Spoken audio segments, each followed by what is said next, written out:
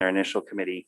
And now we're racing toward the first lateral deadline, which is next week. And in that effort, we want to keep as many good policy discussions going as possible, which is why many of our CPC agendas will be lengthy in the coming days, because there's a lot of good ideas to consider. Before we start, if this is your first time to the House Consumer Protection and Commerce Committee, welcome. We're glad you've joined us and are participating in our proceedings today. We'd ask for a few things to help facilitate our proceedings. One, to make sure that you are named, your screen name appears as it would under what was submitted for testimony. That'll help us be able to spotlight you when you're testifying to aid in facilitating the testifying process. Additionally, if you would be sure to keep yourself muted, but unmute yourself when I call you to testify, then we can ensure smooth audio for these proceedings. Lastly, I'd like to note that we do have a 2-minute time limit here. There's grace in CPC, but we would ask so that we can get through a lot of these important bills that everybody try to keep to their 2-minute time frame. With that, lastly, I do just want to continue with my exhortation that I think one of the things that makes Hawaii special is our sense of aloha. So irrespective of how we may all feel with our different perspectives on the bills, I just ask that everyone continue to extend each other aloha as we debate these important topics. With that, I'll happily begin on our first agenda item, which is HB 1885, and this is relating to government data. This establishes a chief data officer and data task force within the Office of Enterprise Technology Services to develop, implement, and manage statewide data policies, procedures, and standards to facilitate data sharing across agencies. We have our first testifier indicating that they would be present to testify today. Doug Murdoch, our Chief Information Officer, in support. Aloha, Chair, Vice Chair, members of the committee. I'll stand on our testimony in support. This is Doug Murdoch. I'm the CIO for the state of Hawaii, and I'm available to answer questions if you have any. Thank you. Thank you very much, Doug. We also have Christine Sakuta with Transform Hawaii Government in support. Hi, yes. Aloha, Chair Johansson, Vice Chair Kitagawa, and members of the committee. I'm Christine Sakuta, the Executive Director of Transform Hawaii Government, and we support the bill to establish a Chief Data Officer and Data Task Force. You can't manage what you can't measure. And so during this growing time of more data availability and the need to really leverage real-time data to make informed decisions is critical. And so happy to answer any questions. Thank you. Thank you very much, Christine. That's the extent of our testifiers who proffered testimony on HB 1885 who've indicated that they would be present to testify. Is there anyone else who've proffered testimony on HB 1885 that I didn't call who would like to testify? Okay, seeing no further testifiers on HB 1885, members, please note that there are other supportive testimonies provided as well as comments on this measure from individuals who are not present to testify. With that, we'll move into our member question and answer period. Members, any questions on HB 1885? Okay, seeing no questions on HB 1885, then we'll move on to our next agenda item, which is HB 1579, and this is relating to the Department of Health. This extends the deadline by which the transfer of the Oahu Regional Healthcare System from the Hawaii Health Systems Corporation to the Department of Health shall take place. As it is looming, this extension seems to be needed, such as the bill. It also sets the manner by which the Oahu Regional Healthcare System should request operational funding during the transitional period and requires a report to the legislature. With that, we have our first testifier, the Department of Health, offering comments. Good afternoon, Chair Johansson and members of the committee. My name is Marian Tsuji. I'm the Deputy Director at the Department of Health for Behavioral Health. As mentioned, this bill was passed last year and it convened, and we, along with the Oahu region, convened a working group to evaluate the cost and the activities of transitioning the Oahu region, which includes Leahi and Maluhia, to the Department of Health. And a report was submitted to the legislature at the end of calendar year 21. The report identified the transition plans and the associated costs of incorporating the Oahu region into the Department of Health. And it also detailed the complexity of the transition, the associated cost, and estimated timeline. The transition would cost an estimated $10.3 million, with an annual post-transition cost of $5 million. At best, the time frame would take us to December 31st, 2024 for completion. Thus, we request the committee to extend the transition date to December 31st, 2025 for completion, if the legislature chooses to continue with this transition. The report also identified an alternative structure that would enable the Oahu region to maintain a quasi-association with the department, much as HHSC currently has with the department. This option could likely meet the transition deadline of 12/31/2023, as it is in the current bill. It would also cost a fraction of the 10.3 million at 1.7 million for transition and 1.4 million post-transition, while achieving the same goal. I'd also like to note that HB 1893 adds the new Daniel Kaka State Veterans Home to the Oahu region, and this facility was not factored in to the transition costs. The department seeks further clarification from the legislature regarding the preferred structure and setting the transition date accordingly. Be available for any questions. Thank you. Thank you, Deputy Director. On HB 1579, we also have Sean Sanada, Oahu Region Hawaii Healthcare Systems Corporation.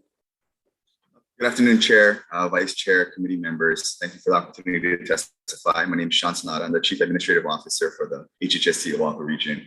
From the get-go, the Oahu region has been working very closely with Mitsuji and Director Char on Act 212, which was passed last year to transition the Oahu region. Because we've been working very closely and our interests have been aligned from the get-go, our comments pretty much will echo what Mitsuji had testified to today.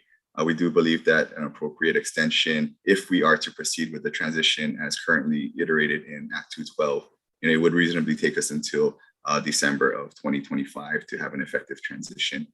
Likewise, we do also want to highlight that in the pro forma, there was that recommendation by the consultants to consider an alternative, which would be a separate attached agency for the Oahu region and long-term care services.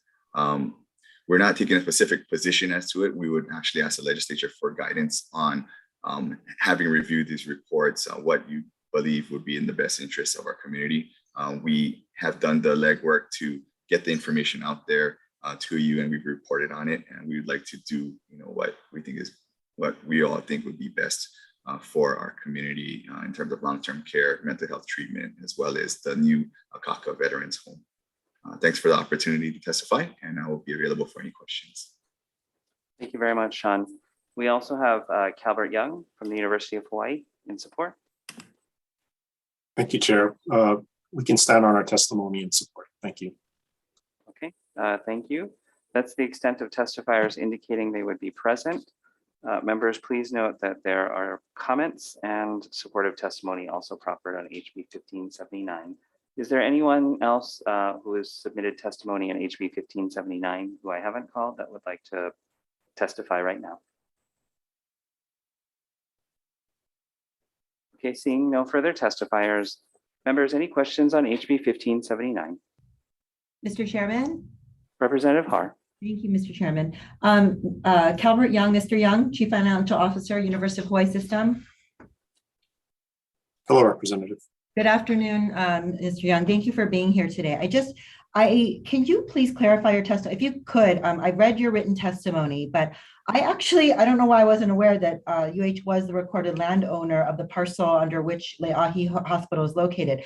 But I'm just trying to understand your written testimony, because you're saying if HHSC were no longer using the property, UH would expect that any new use would be consistent and compatible with our nearby campus and properties. So I guess what you're saying that there has been a long-term lease by which you folks UH has not charged HHSC for those parcels. Is that correct? That is correct, yes. Okay, and so what you're saying now is that if the use were to change, no longer being a hospital, then the University of Hawaii, all you're saying for your position is that you just want to ensure that any such use would be similar or that it comports with what the neighboring properties and with the UH portfolio. Yes, as with last year, University of Hawaii, we are supportive of the approach to transfer operations management of Leahi Hospital to the Department of Health. But that being said, we're making clear that the property is owned by the University of Hawaii. So I would not want for anyone to think that any use would be acceptable. We view that the Department of Health's plans or anticipated plans for the parcel is already in keeping with the current use and could actually expand and grow to something that is valuable for the state, the University of Hawaii, and the Department of Health in terms of providing healthcare. And that's what the University of Hawaii expects to see in the future on the property.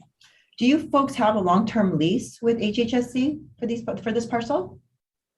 I believe there is a current lease right now where Leahi Hospital proper is located, and I think it runs to some place in the time frame of 2030.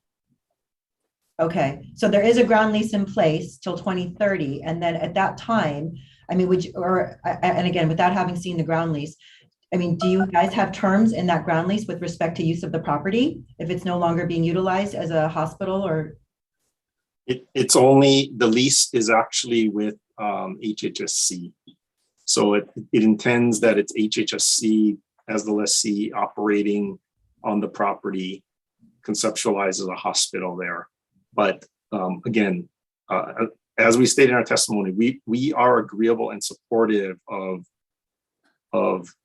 additional utility on the property, even if it's Department of Health as an assignment from HHSC to Department of Health on the property. But we want it to be consistent and compatible to what we like in the area, what the neighborhood likes in the area,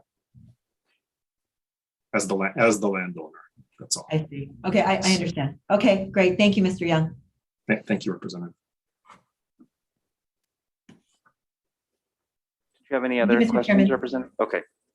Thank you, Representative. Members, any other questions on HB 1579? Okay, seeing no further questions, then we'll move on to our next agenda item. HB 1412, this is relating to abandoned vehicles, and it requires the counties to provide a minimum distance a vehicle must be moved within a specified time frame after a vehicle is initially inspected for abandonment to avoid an official classification of abandonment. It requires that before a vehicle can be classified as being abandoned, notice be provided that the vehicle must be moved the specified distance within the specified time frame or be subject to removal. On HB 1412, we have our first testifier, Councilmember Heather Kimball, in support.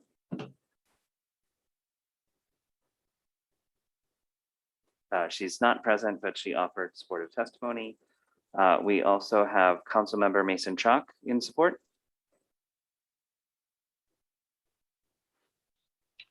Good afternoon, Chair Johansson and committee members. Mason Chalk, Hawaii County Council. And also am the president of the Hawaii State Association of Counties and have been a member of the county's abandoned vehicle task force on Kauai, which is in collaboration with Representative Ilagan's committee, statewide committee. It's a collaboration amongst counties that have been looking at this emerging issue that we've been dealing with abandoned and derelict vehicles. We do support, of course, 1412, HB 1412 and 1413, as well as HB 1688. These are a package of bills that we feel like will collectively make a difference in terms of being able to enforce and keep people accountable, as well as get our abandoned vehicles off our roads. Thank you for the opportunity to testify. Thank you very much, Council Member. Members, that's the extent of testifiers who've submitted testimony indicating that they would be present virtually to testify on the measure. Is there anyone else wishing to provide testimony on HB 1412?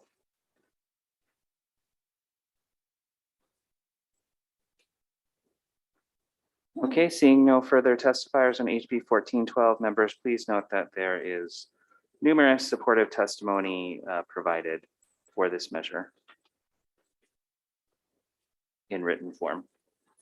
Next, we move on to HB 1413. This is relating to abandoned vehicles, as alluded to by Councilmember Chuck, another bill in their package. And this would allow the Director of Finance of a county to require payment of outstanding charges and fines owed to the county relating to the disposition of an abandoned vehicle within the county by the registered owner of the abandoned vehicle before issuing a certificate of registration or completing a transfer of ownership, except under certain circumstances. With that, we'll move to our first testifier. Again, Councilmember Chuck in support.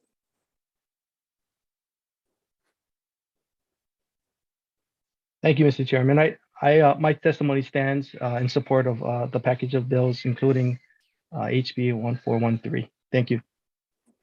Thank you. Is there anyone else wishing to testify in HB 1413 that I haven't called?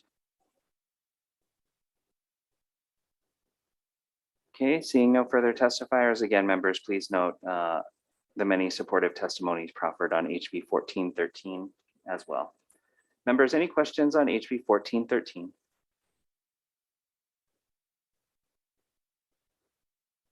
Okay, seeing no questions on HB 1413, then we'll move on to our next transportation related item, HB 1632, relating to highways.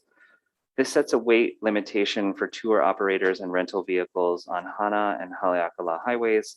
It establishes user fees to access Hana and Haleakala highways for certain vehicles, and it amends the Highway Development Special Fund to allow depositing those funds received from the user fees into the special fund and authorizes those funds to be used for the development and improvement of said highways.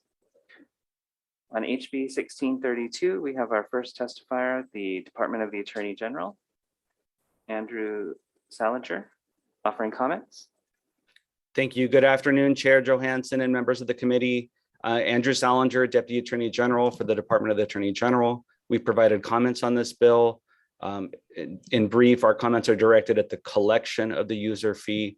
As the bill is currently listed, there's no geographic limitation on the collection. So it would appear that it would apply to any of these enumerated vehicles anywhere in the state. But the use of the fee is directed only to the Hana Highway and Haleakala Highway on Maui. And so to ensure that this is treated as a proper user fee, our recommendation is that the collection similarly be limited to only those enumerated vehicles entering those two highways. Thank you. I'm here for any questions. Thank you very much, Mr. Salinger. Also on HB 1632, we have Antoinette Davis, Activities and Attractions Association of Hawaii, in opposition. Aloha. Thank you, Chair Johansson and Vice Chair Kitagawa. My name is Tony Marie Davis. Antoinette's my legal name, but Tony is what everybody calls me. And for the past 25 years, I've been the Executive Director of the Activities and Attractions Association of Hawaii. In 2019, we were a $4.6 billion a year business employing over 50,000 people throughout the state.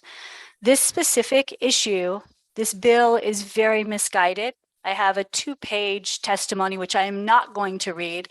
I am just going to really urge you to read the testimony, because what's happening here is the tour guide companies are being targeted and for a money grab, essentially. It's not the problem with the Hana Highway. The problem at Hana Highway are visitors that are in rental cars. There's already a 10-ton maximum on that road. There's no more than 25 people in rental car vans or in guided tour vans that are currently conducting tours. There's a lot of illegal operators. That needs to be addressed. But what you're doing is you're targeting these few legal businesses that are not carrying a lot of people. When I offer suggestions of a rental car tax, it used to be when you come to Maui that you could not drive the Hana Highway. They told you they wouldn't tow you if you went there. If rental car companies imposed a hundreds of dollar tax via the rental car company, if the GPS shows they go to the Hana Highway, boom. You've done a couple of things. You've made it so that visitors no longer are free, independent, not knowing where they go, what they do, when they stop, right? When they're on a guided tour, they're controlled. You want to support the guided tour companies, not again impose more fees. They just raised a bunch of parking fees and a reservation system at Wainapa State Park, which has not been as successful as what was done in Kauai. I just urge you to read the suggestions. This is misguided. It's not well done. It's a money grab, and it really should. We need to be smarter about managing tourism, not penalizing those that are managing it through guided experiences. So I'm here for questions if you have any. Thank you so much for the opportunity to testify. Thank you very much, Ms. Davis. Do we have the Department of Transportation, Ed Sniffen, or someone from the department offering comments? Mr. Chairman. Oh, please go ahead, Patrick. Thank you. Chair Johansson, members of the Consumer Protection and Commerce Committee, the Department of Transportation would like to stand on our written testimony. Thank you, sir. Okay, thank you very much. Is there anyone else who's proffered testimony on HB 1632 who I haven't called who would like to testify?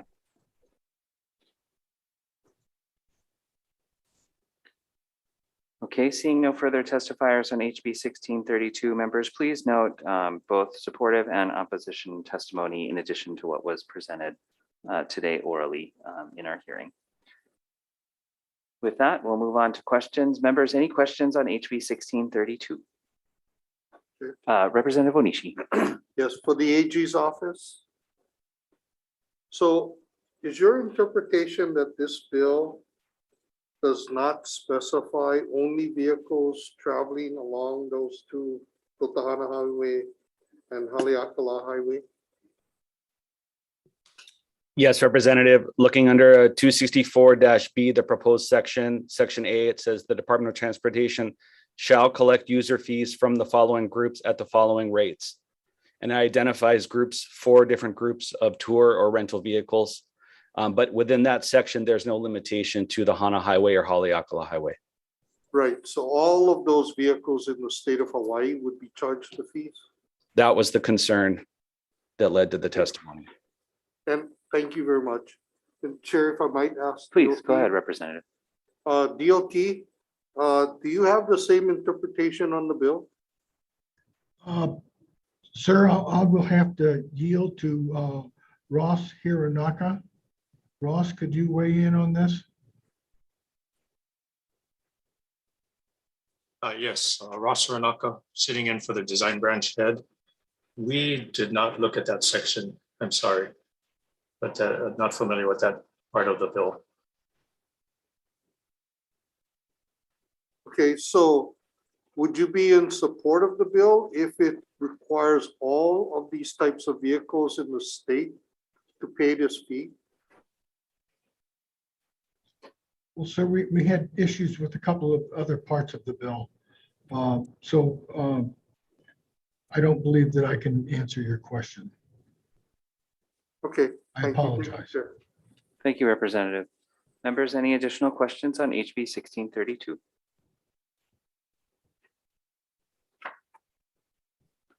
Okay, seeing no further questions, then we'll move on to our next agenda item, HB 1839. This is relating to transient accommodations tax.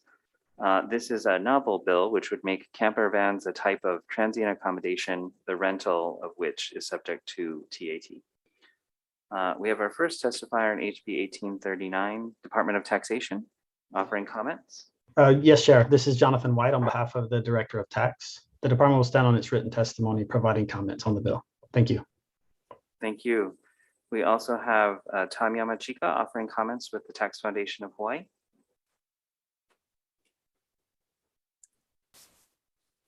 Thank you, Chair, members. Tom Yamachika from Tax Foundation of Hawaii.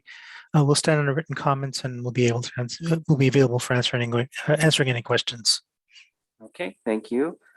Is there anyone else who's provided testimony on HB 1839 who I haven't called and would like to testify?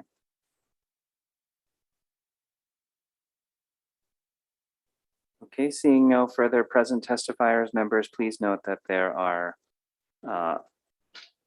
comments, support, and oppositional testimony provided on this measure as well. Members, any questions on HB 1839?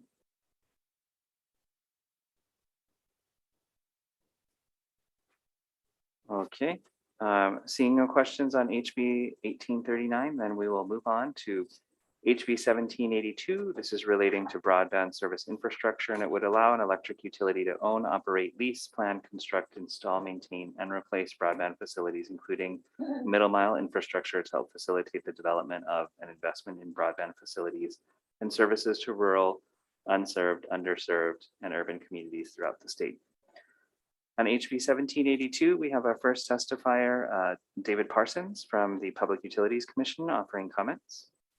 Good afternoon, Chair, Vice Chair, members. PC will stand on its written testimony, offering comments. Thank you. Thank you. Also on 1782, we have Dean Nishina with the Division of Consumer Advocacy offering comments. Aloha, Chair Johansson, Vice Chair Kitagawa, and members of the committee, Dean Nishina with the Division of Consumer Advocacy. You have our written testimony offering comments. Stand on that, available for questions if you have any. Thank you. Thank you. Do we have Sandy Wong from Ocean Networks, Inc. in support?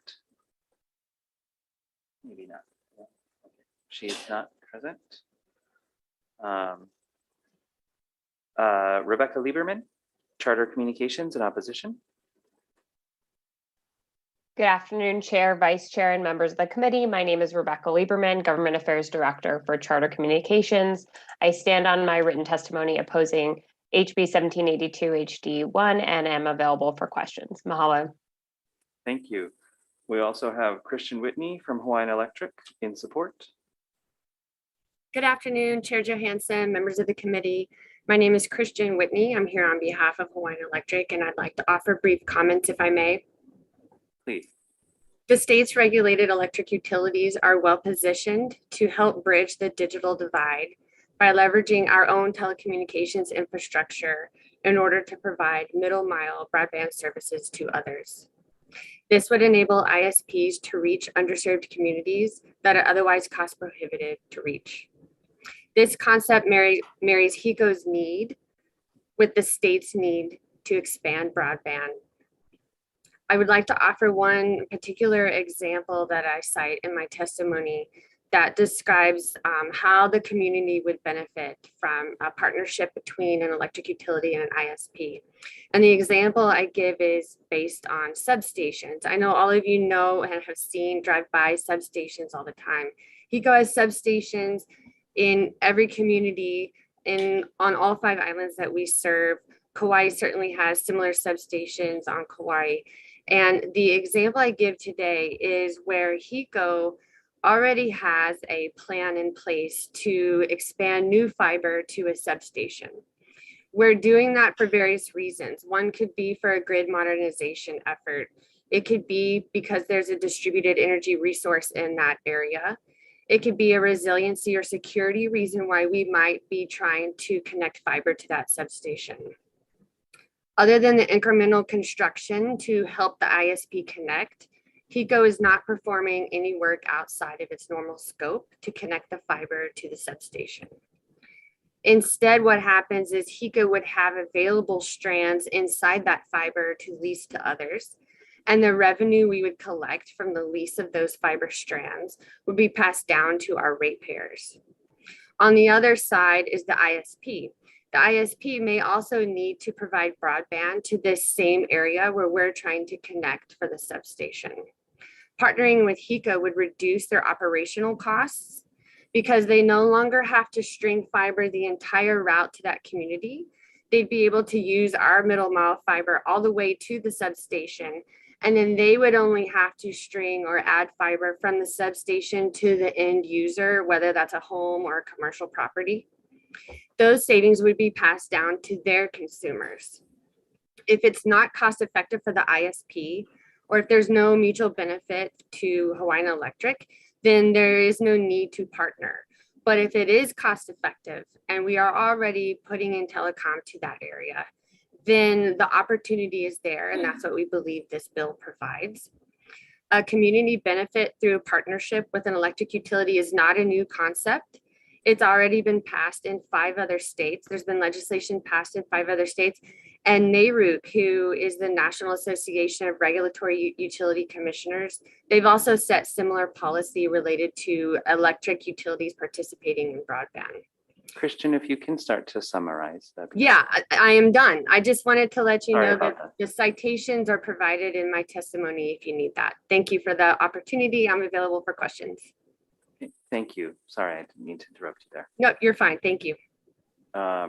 We have Janine Suki with Hawaiian Telecom in opposition.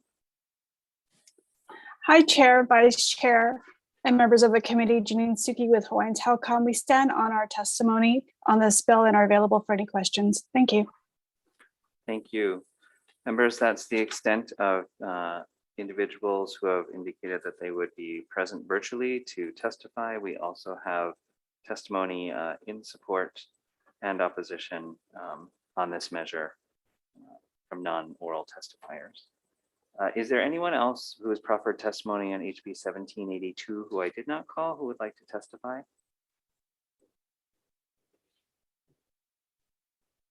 Okay, seeing no further testifiers, members, any questions on HB 1782? Mr. Chairman? Representative Har. Thank you, Mr. Chairman. Can I have Hawaiian Telecom and Charter Communications?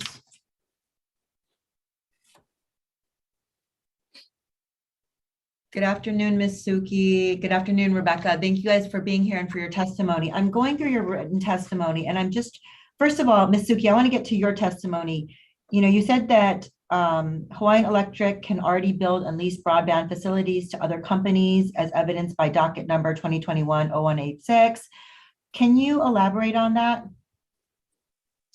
Well, we believe that this, after speaking with Hawaiian Electric on their need for this bill, we believe that they can do what they can achieve their objectives without having this legislation passed, because they're moving forward today. There's a docket open to lease some of the dark fiber, and the PUC has oversight over this process to make sure that there's no cross subsidization that occurs between the regulated utility and non-regulated enterprise services. So we believe that there's already a process in place, and that this bill is not necessary. If the bill were to pass, it would actually upend a lot of the current processes that help to provide that kind of oversight to make sure that we have fair competition, that we don't see a monopoly utility use its investment to offset cost in another non-regulated enterprise. Okay, great. Thank you for elaborating. Ms. Lieberman, do you have any comments from Charter's perspective on this? We agree with Hawaiian Telecom. I think Janine did an excellent job summarizing the issue, that this would create an imbalance. And they already have the ability to do this, and the PUC is designed to regulate the utility, so they should continue. So these cases are going through the PUC now currently, or in the last year? Well, the docket was open as far as we know, is started in November. So Okay. it's just it is proceeding through. Okay. And then your second concern, Ms. Suki, in your written testimony, could you? I'm trying to understand that. Well, so there's a section within the bill that would allow the electric utility to utilize to make available access to its easements to other persons. And we have a lot of reservations about that because we do not feel that it's necessary to if the intention is to allow installation of fiber on their facilities, mostly for their use, that's, we don't have any discrepancy, or we take no position on that. But if the intention is to allow other parties to access their easement to install their own ISP systems, we believe that would be potentially would create an uneven playing field for others that have to connect to their systems anyway, and it sort of gives them, the electric utility, put in the position of picking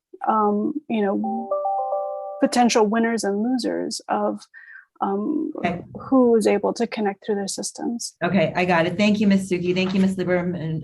Mr. Chairman, if I may. Please go ahead. Is DCCA, Dean Nishina, the Division of Consumer Advocacy and PUC? Still here, Representative Har. Thank you.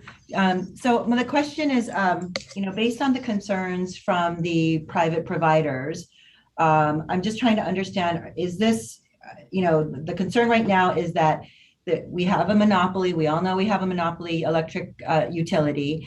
And so first and foremost, from a consumer advocacy standpoint, are these concerns from the private providers, I don't want to say warranted, but is there a possibility that the lack of regulation before the PUC could in fact benefit the utility and to the detriment of the ratepayers? Thank you for that question. If I may, there are already existing regulations in place to govern the situation where the electric utility may allow, say, a telecommunications carrier to attach fixtures to utility poles, to buildings or other things. And that's something we review to make sure that, one, it's reasonably priced, but two, it doesn't affect their ability to provide electric utility service. And three, that they're not somehow allowing subsidization to occur. So, that's already in place. I don't think this legislation would necessarily upend that, except we do express some concerns that, the legislation suggests that there would be some sort of efficient, streamlined process. And if, there was, if there wasn't an ability to ensure that the existing measures are allowed to take place, that some of those things could occur, but it's already in place. And maybe if I can, I'm going to kind of, as a nutshell, it depends on your view of enabling legislature, because to some degree, as the carriers already pointed out, this is already happening.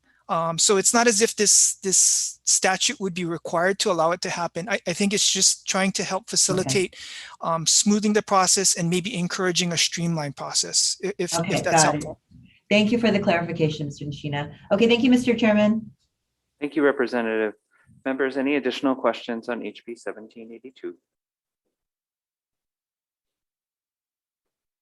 Okay, seeing no further questions on HB 1782, then we will move on to HB 1800. This is relating to climate mitigation.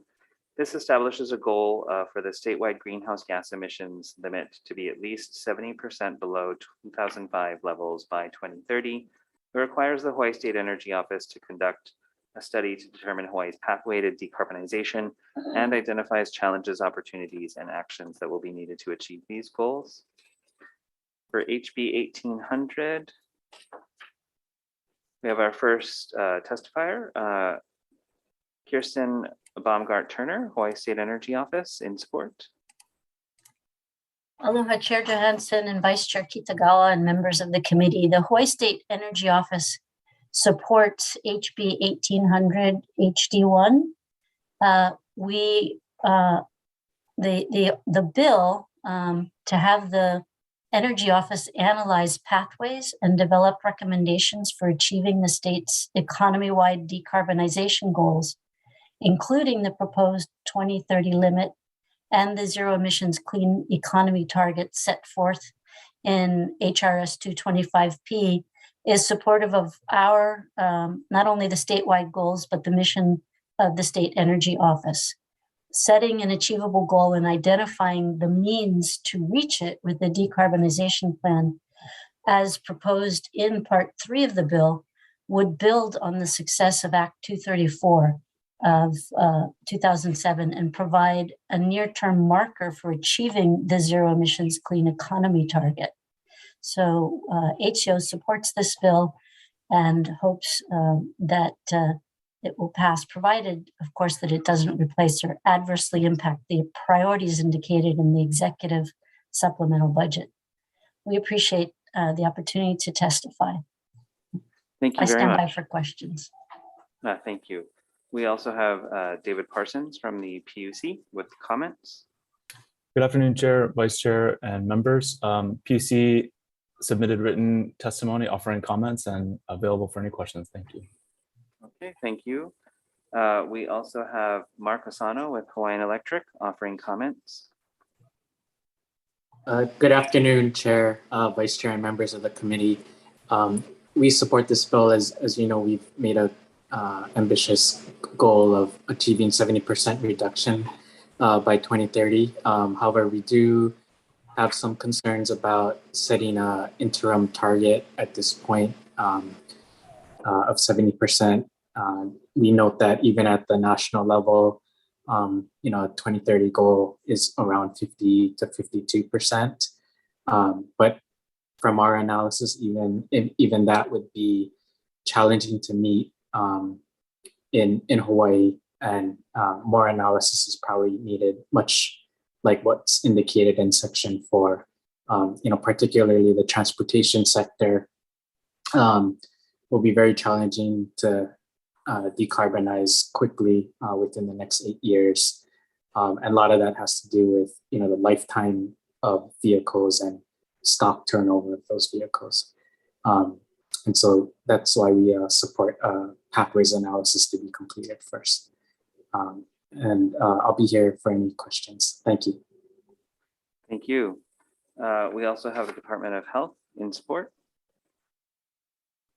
Good afternoon, Chair, Vice Chair, and committee members. My name is Mary Ann Rossio from the Department of Health.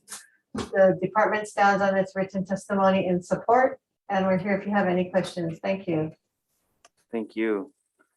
We also have Melissa Miyashiro, Blue Planet Foundation in support. Good afternoon, Chair, Vice Chair, and committee members. I'm Melissa Miyashiro with Blue Planet Foundation. Blue Planet supports this bill. We are very grateful that last legislative session, the legislature took an important step by passing a resolution declaring a climate emergency. And we see this bill as an opportunity to really carry that forward and turn that resolution into action by setting a target for reducing greenhouse gas emissions reductions, and also really mapping out a pathway to get to the level of deep decarbonization that we know we need to avoid the worst impacts of climate change. So thank you very much for hearing this bill. Thank you. We also have Ted Bolin with Climate Protectors Hawaii in support. Thank you, Chair, Vice Chair, members of the committee. Yes, representing the Climate Protectors Hawaii, I agree with the last speaker. We have a climate emergency. We need to act in this decade. At the moment, we have no decarbonization targets before 2045. The law says let's get there as soon as possible and not later than 2045. This bill is essential because it provides such a milestone with the 70% below the 2005 level in the year 2030. We need that target to in order to make this move forward, and I strongly urge the committee to please adopt this bill. Thank you very much for the opportunity to testify, and I would be available if anybody has any questions. Thank you. Thank you very much, Ted. Members, please note we also have supportive testimony and an oppositional testimony on HB 1800 as well. On HB 1800, is there anyone who I did not call who has provided testimony and would like to testify?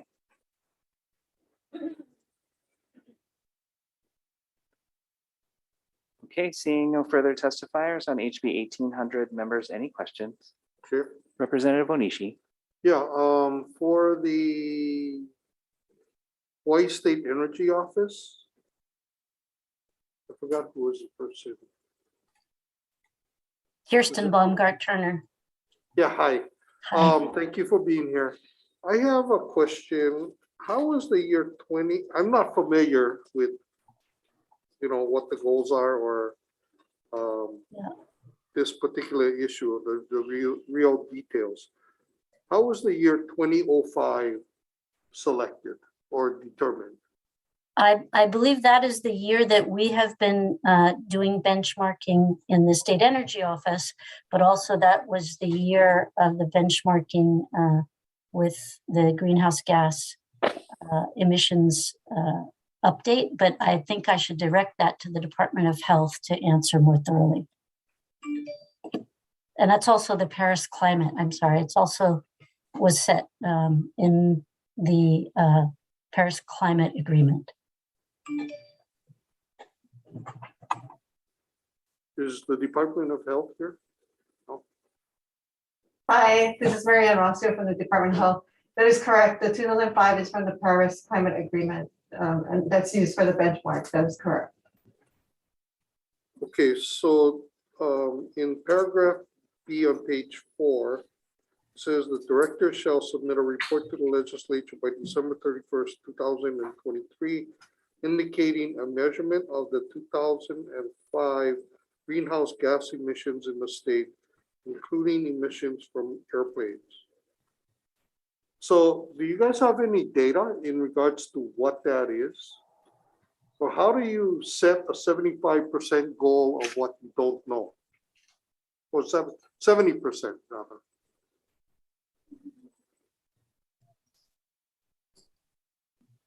Either of you can answer. I'm going to defer to the Department of Health that does the greenhouse gas emissions study. Sure. We do a greenhouse gas emissions inventory. We have data for 1990, 2005, 2007, and then we do projections. So we have projections up to the year 2030. So if you look at 2005 as the closest year to 2007, and you can compare it to 2030 to look at, you know, what could be possibly achieved. And as part of the bill, we will be doing a 2005 emissions inventory, like you said, by December 2023 to give us that baseline. Okay, well, I mean, I understand that process, that what you just said. But how did you determine 70% of something that you haven't even figured out yet? This should be the goal.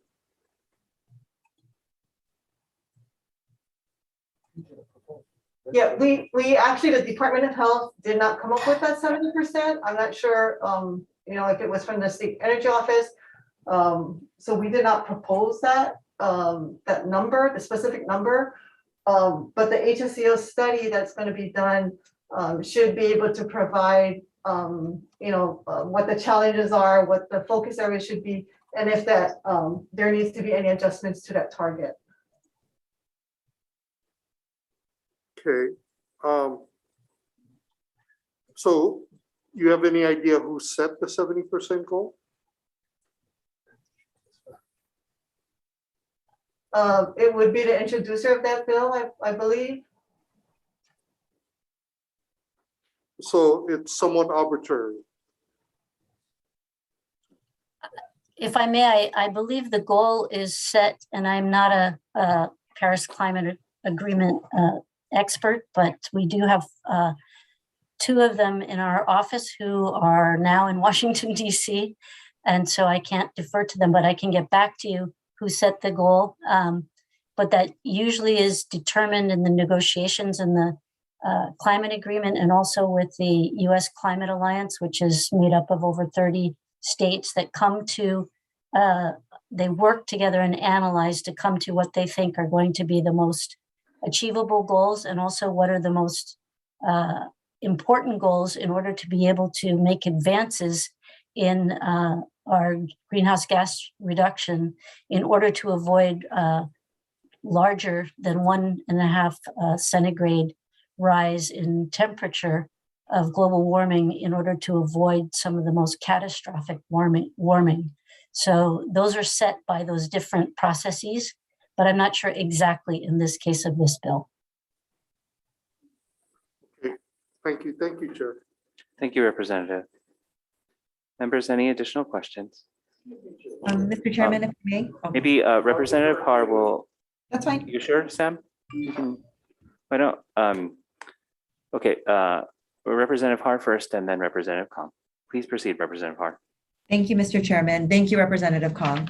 Hawaii State Energy Office, and I think Department of Health as well. So I guess the question that I have is specifically with respect to the study in this bill. It requires the State Energy Office to analyze pathways and develop recommendations for achieving the state's economy-wide decarbonization goals.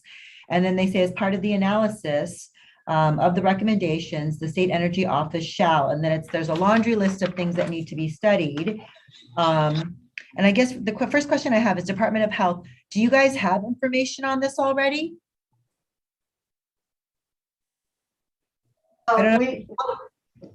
Hi, what we do have is we have an emissions inventory that gives you emissions per year, but we do not have all of this information that is listed here.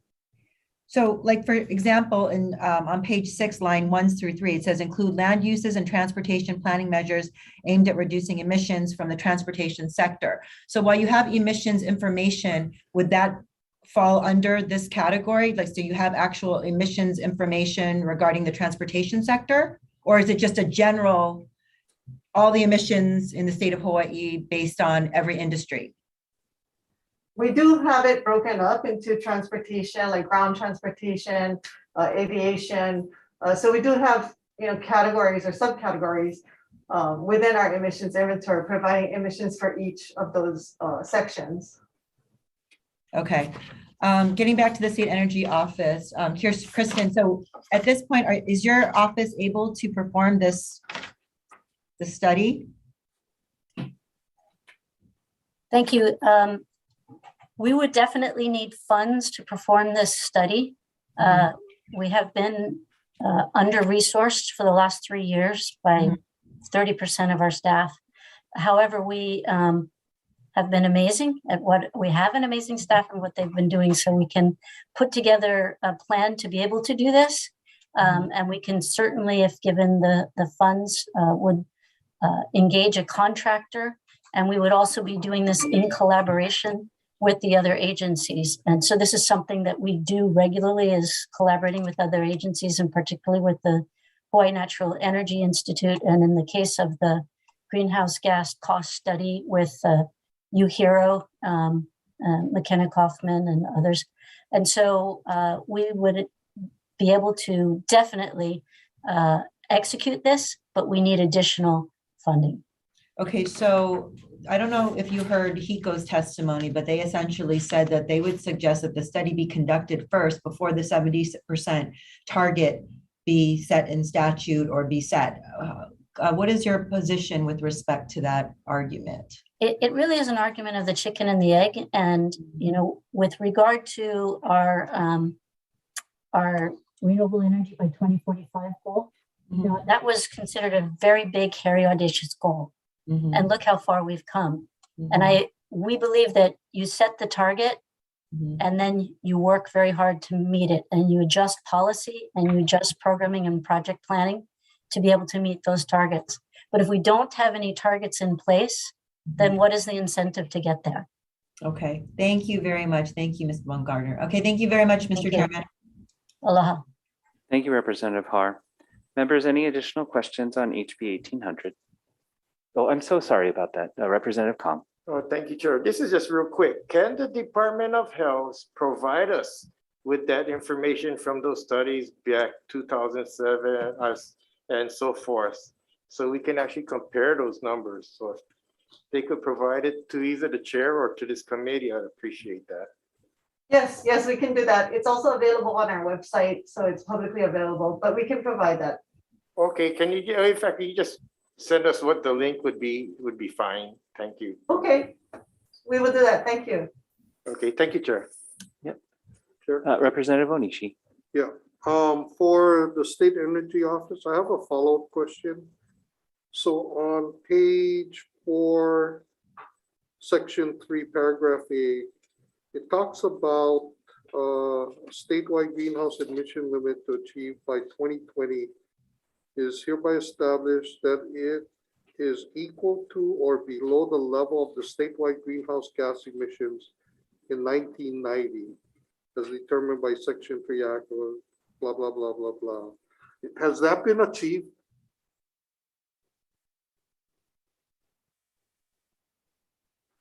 Yes, that has been achieved. And for the details of that, I would defer to the Department of Health. But that's been a very exciting thing is, again, we set the targets and we achieved them. Okay, Department of Health, would you agree that's been achieved? Yes, and that information is in our reports, our emission inventory reports, and it's on our website again, so that will be provided.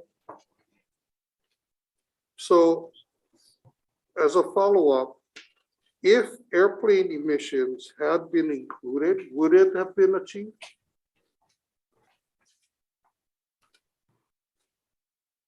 I'll just go ahead. Yeah. Go ahead, Kristen. I'll just take a first crack at that, and that the airplane emissions are about 23% of the greenhouse gas emissions in the state, and ground transportation emissions are I'm sorry, they're 23% of the transportation emissions of the state. And the transportation accounts for about 50% or a little over than 50% of the emissions for the state. So the question is, had we included aviation, would we have met those targets? I don't have a crystal ball, but I take note that everywhere we have established a target with regard to both renewable energy, our transition towards that 100% goal, and with the greenhouse gas emissions thus far, we have been able to achieve it. The next tranche of inclusion of the aviation emissions is an area that we're beginning to tackle.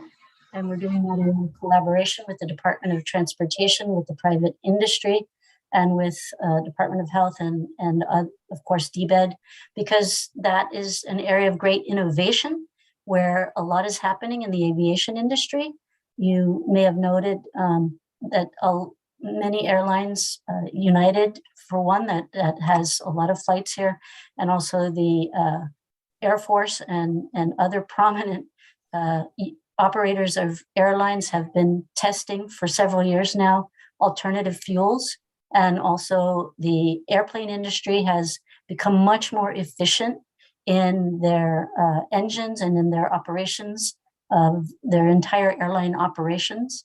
And so, and in addition, the third thing that's very exciting in Hawaii is that we had one of the first electric airplane flights demonstrated here. And that's an area that our office is beginning to take up and support.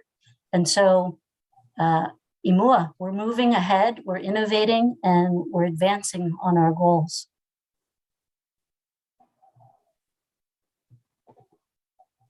So Department of Health, do you have an answer to my original question?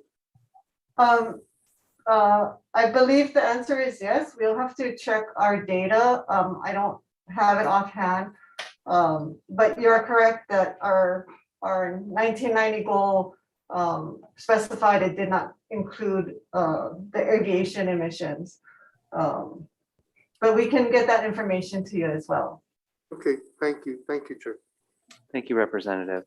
Members, any additional questions? I'm sorry, Mr. Chairman, one last question. Sure, please proceed. Department of Health, with respect to emissions from shipping in the shipping industry, did you guys track that as well? Or did you not track that? We did track. Sorry. Domestic marine. Yeah, we do have domestic marine emissions included in our inventory. I don't know what it is offhand, but we did include that category of the domestic marine emissions in the transportation sector. Okay. Kristen, do you know offhand with respect, you were very eloquent in terms of spouting off the numbers with respect to aviation emissions being 23% of the 50% of the transportation overall emissions for the state. Do you happen to know offhand regarding the shipping industry? Actually, our renewable energy expert, our managing director of the ERE branch, Maria Tomei, is here, and I think she can answer that. Great. Maria?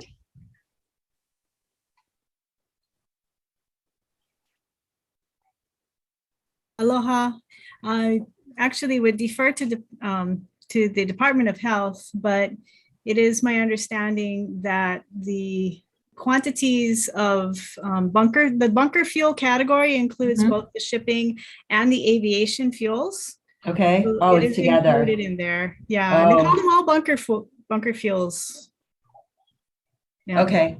Okay. So it wasn't actually, they weren't bifurcated. They weren't separated. Aviation, because it's all transportation. So it was basically coalesced into one. It came together. It wasn't actually separated. As I said, I would defer to Department of Health. I just, when we looked at it, we did notice it was included though. Thank you. Okay.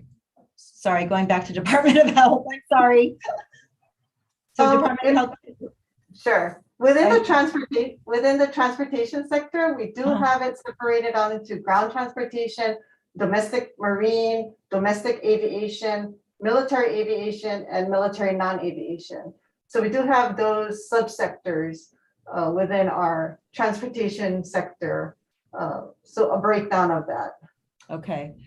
Interestingly, you say domestic aviation, so that doesn't include international flights? I don't know offhand what is included in that. We follow the IPCC, the guidelines, the Intergovernmental Panel on Climate Change guidelines for the greenhouse gas emissions inventory. So that's what we follow. I'd have to check and get back to you. Okay, thank you. Thank you so much. Thank you, Mr. Chairman. Thank you, Representative. Members, any additional questions on HB 1800?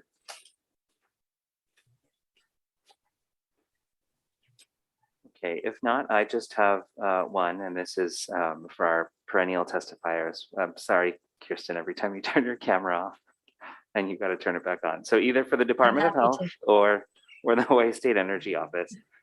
Quick clarification. So between the 2020 goal that's been achieved and the 2040 horizon goal that's looming out there for decarbonization targets, is there anything else in between that in terms of an interim goal to meet currently in statute? I think that's the purpose, is to provide an interim goal. Right. So I'm asking, is there something else, or absent this bill, there is nothing in between 2020 and 2035? I just want to clarify that. Yeah, I'm not the greenhouse gas expert, but I don't believe so. I thought that was the purpose of the bill. I defer to Department of Health. Department of Health? I believe that's correct, that the purpose of this bill was for to provide an intermediate target or goal so that we could ensure that we reach our 2045 goal. Right. I know that too. I'm just looking for somebody to say, yes, there is nothing in statute. Yes, there is nothing. Okay. I thought maybe you knew something I didn't. Thank you very much. Members, any other questions? Okay, seeing none, thank you everyone for the robust discussion, and thank you especially to the Hawaii State Energy Office and the Department of Health for being able to shed additional light on this subject. Next, members, we'll move on to HB 1807, and this is relating to energy interconnection. This directs the PUC to adopt guidelines for interconnection applications that would trigger distribution, transmission, or other utility infrastructure upgrade costs in excess of a threshold determined by the Commission. We have our first testifier on HB 1807. Dean Nishina with DCCA's Division of Consumer Advocacy offering comments. Aloha again. You have our written testimony offering comments. Stand on my written testimony available for questions, if any. Thank you. Thank you very much, Dean. Next, we have David Parsons with the PUC offering comments. Good afternoon again. We'll stand on our written testimony offering comments. Thank you. Thank you.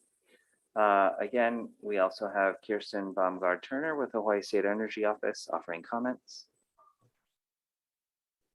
Yes, thank you. The Chair Johansson and Vice Chair Kitagawa and members of the committee, we are offering comments, and we just want to note that the use of non-wire alternatives is frequently discussed and included in proceedings of the PUC and is required of Hawaii Electric Utilities. So these alternatives are acknowledged components of cost control strategies, and Hawaii continues to receive recognition for progress in this area. So allowing the PUC to continue to incorporate these requirements in all appropriate situations would provide flexibility as needs, conditions, and technologies change. We appreciate the opportunity to testify. Thank you very much, Kirsten. We have testimony submitted twice by the PUC. I'm guessing, David, we also have one from Michael Chapman, your legislative coordinator. Was there something different that the PUC wanted to say? I apologize. I noticed that. I think that was the testimony for the prior bill. Okay. I think we're okay. Thank you. Okay, thank you. We also have Ken Aramaki with Hawaiian Electric in opposition. Good afternoon, Chair, Vice Chair, and members of the committee.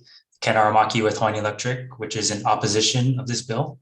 While Hawaiian Electric supports and appreciates what the bill is trying to do, we oppose the proposed guidelines, which are unnecessary and redundant to processes and procedures already in place. To provide a few points of what Hawaiian Electric already does to meet the intent of the bill, the Hawaiian Electric integrated grid planning process, which looks at grid infrastructure needs in the near and long term, already reduces demand and peak load forecasts to account for distributed energy resources and energy efficiency additions, which is basically to right-size planned infrastructure investments. And in terms of dealing with customers of large developments, so when we serve these large developments, the company recently rolled out a process to work with customers developing these properties to identify energy efficiency, distributed energy resources, and other opportunities to reduce their energy demands. So through these current processes and procedures, Hawaiian Electric is already required to mitigate the issues cited in the bill. And this bill proposes an additional step in the process, which will ultimately result in added costs and impact timelines. Thank you for the opportunity to testify, and will be available for questions. Thank you very much, Ken. We also have late testimony from Rocky Mold, Hawaii Solar Energy Association and support. Good afternoon, Chair and members of the committee. I'm Rocky Mold with HSEA. We support the intent of this bill. One of the main benefits of distributed energy resources and non-wires alternatives, such as rooftop solar, energy storage, and energy efficiency, is their ability to defer and avoid having to build expensive transmission and distribution infrastructure, such as substations and power lines. It just makes a lot of sense to ensure that new developments, the utility and other stakeholders plan early to deploy cost-effective solutions that lower energy costs for residents, ensure grid reliability and resilience, and decarbonize our economy and electric grid. Thank you so much for this opportunity to testify. Thank you very much, Rocky. Members, that's the extent of testifiers who've indicated that they would be present to testify. Is there anyone else wishing to testify in HB 1807 who has provided testimony that I have not called yet? Okay, seeing no further testifiers, members, any questions?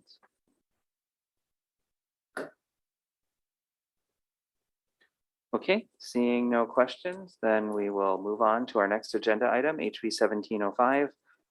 Relating to agricultural park leases. This allows the Department of Agriculture to extend the lease of any lessee who holds a lease with a remaining term of 15 years or less, provided that the land covered by the lease is 25 acres or less and located in a county with a population of less than 500,000.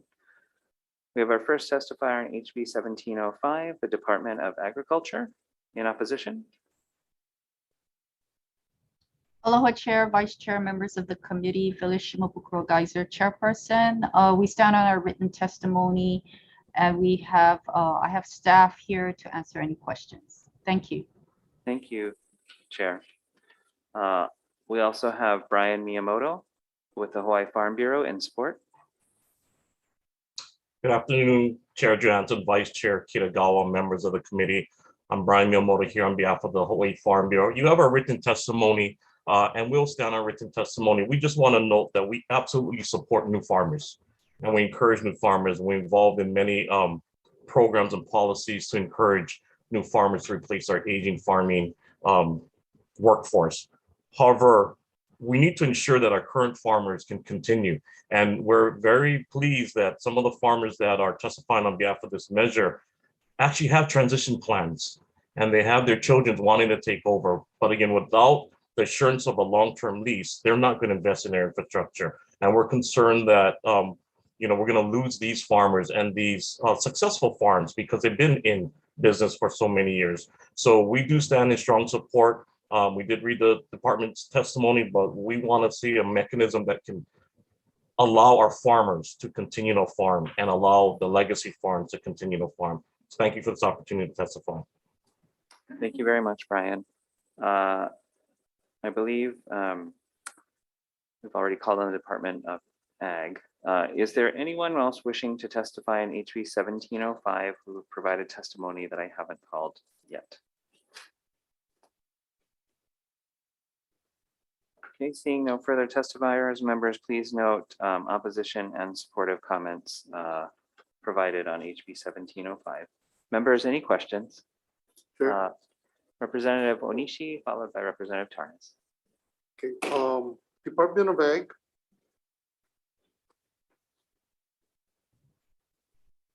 Yes, Representative. I'll have Morris Atta answer your questions.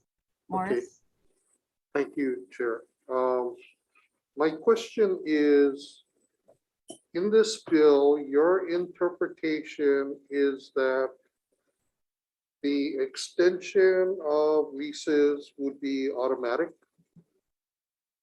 if applied for? I believe we thought we saw the term shall used in this bill, and I think that's where that concern arose.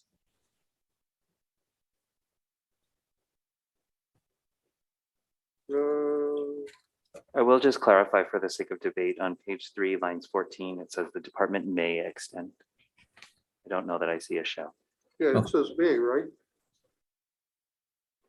So my interpretation of the word may is that the department has control over whether or not they should extend the terms of the leases. So I don't understand your testimony, because your testimony seems to indicate that you have no control. So what was your interpretation? I guess the way the bill was drafted, basically there were no limitations placed on the ability of lessees to come before the board and seek extensions to their leases, and that kind of left it wide open. And I understand where your comment about, well, wouldn't the board have the discretion to evaluate the circumstances of each specific request? I believe it's the open-ended nature of that ability to come before the board, theoretically or hypothetically could, create situations where these extensions could go on, for a very long time. Without board approval? No, not without. I'm not implying that it wouldn't be without board approval. So I don't see what the problem is if the board has the ability to approve or disapprove. And to your comment that there are no requirements, there are actually 3 requirements. So the existing lease has to be 15 years or less. The area has to be 25 acres or less and located in a county with population of 500,000 or less. So there are 3 stipulations as to who can come before the board for requests for these extensions. Mhm. Okay, thank you, Chair. Thank you, Representative. Representative Tarnas. Thank you, Mr. Chair. I was having a similar line of questions for the Department of Agriculture, whether you felt that the language in this bill compelled you to approve any request for extensions, or does the language in the bill provide you the ability to be discerning and decide whether it's in the state's interest to extend the lease based on the application? Yeah, based on the comments that we just heard, I don't believe there is a belief that we are compelled to do it. The concern is what this bill does is it opens it up for the possibility that extensions could be sought repeatedly, and the notion of extending leases beyond statutorily determined time periods, from a policy standpoint, it comported with the original intent of the department to lease public lands and to maximize the opportunity for everyone to be able to use public lands, and to maximum or optimize the opportunities by having these terms, and then having all the eligible potential farmers out there at least the opportunity to bid for that parcel of land. We, as our testimony pointed out, we do have for lack of a better term, a wait list of approximately 250 farmers that are waiting to get onto affordable street lands and to actively farm. And we, from a policy standpoint, we want to encourage the entrance of these new farmers, or new, or smaller farmers, to get into the active production of food. And that's where our primary concern comes, with that conflict of wanting to support existing viable farming operations with the challenges that we're being faced with in terms of increasing our farming workforce. Well, I appreciate that is a policy decision, but isn't that what the Board of Agriculture could decide and the staff could recommend? Which is better, to extend the lease or to offer it up to others? And that's a policy choice that we're basically trying to provide you authorization so that you could make the best decision in the best interest of the state to achieve our goals for food production and agricultural sustainability. So I'm trying to understand why you think this is something that would cause you more trouble, but rather than give you more ability to make the best choice. We appreciate that, and we do agree that it is a policy decision and a policy choice that has been left to the board's discretion. At the same time, we're also cognizant of the fact that public lands and department lands in particular are probably the most affordable farming lands that new farmers have. And knowing that these types of farmers tend to lack resources and are in need of affordable farming lands, and our lands being the largest inventory of those types of lands, our concerns are that by not maximizing the opportunity for new farmers on the most important asset for farming, would somehow discourage farming or, or discourage the possibility of increasing the greatest number of farmers, new farmers in the state. Okay, thank you. Thank you, Chair. Thank you, Representative. Members, any other questions? Sure. Representative Onishi. Yes, for the Hawaii Farm Bureau.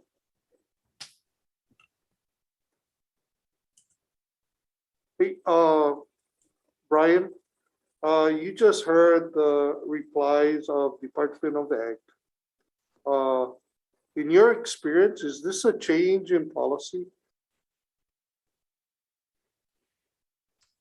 In terms of not being willing to extend current leased land to farmers who are actively farming? I thought that was our policy. I thought that's what we wanted to encourage. And that's why the Farm Bureau has supported efforts for the state to purchase more land, to develop more of these ag parks, so that we can get that lease, that list shorter and get more farmers. That's I think what the policy has been from the legislature, to continue to support the growth of our industry, and that includes new and current farmers.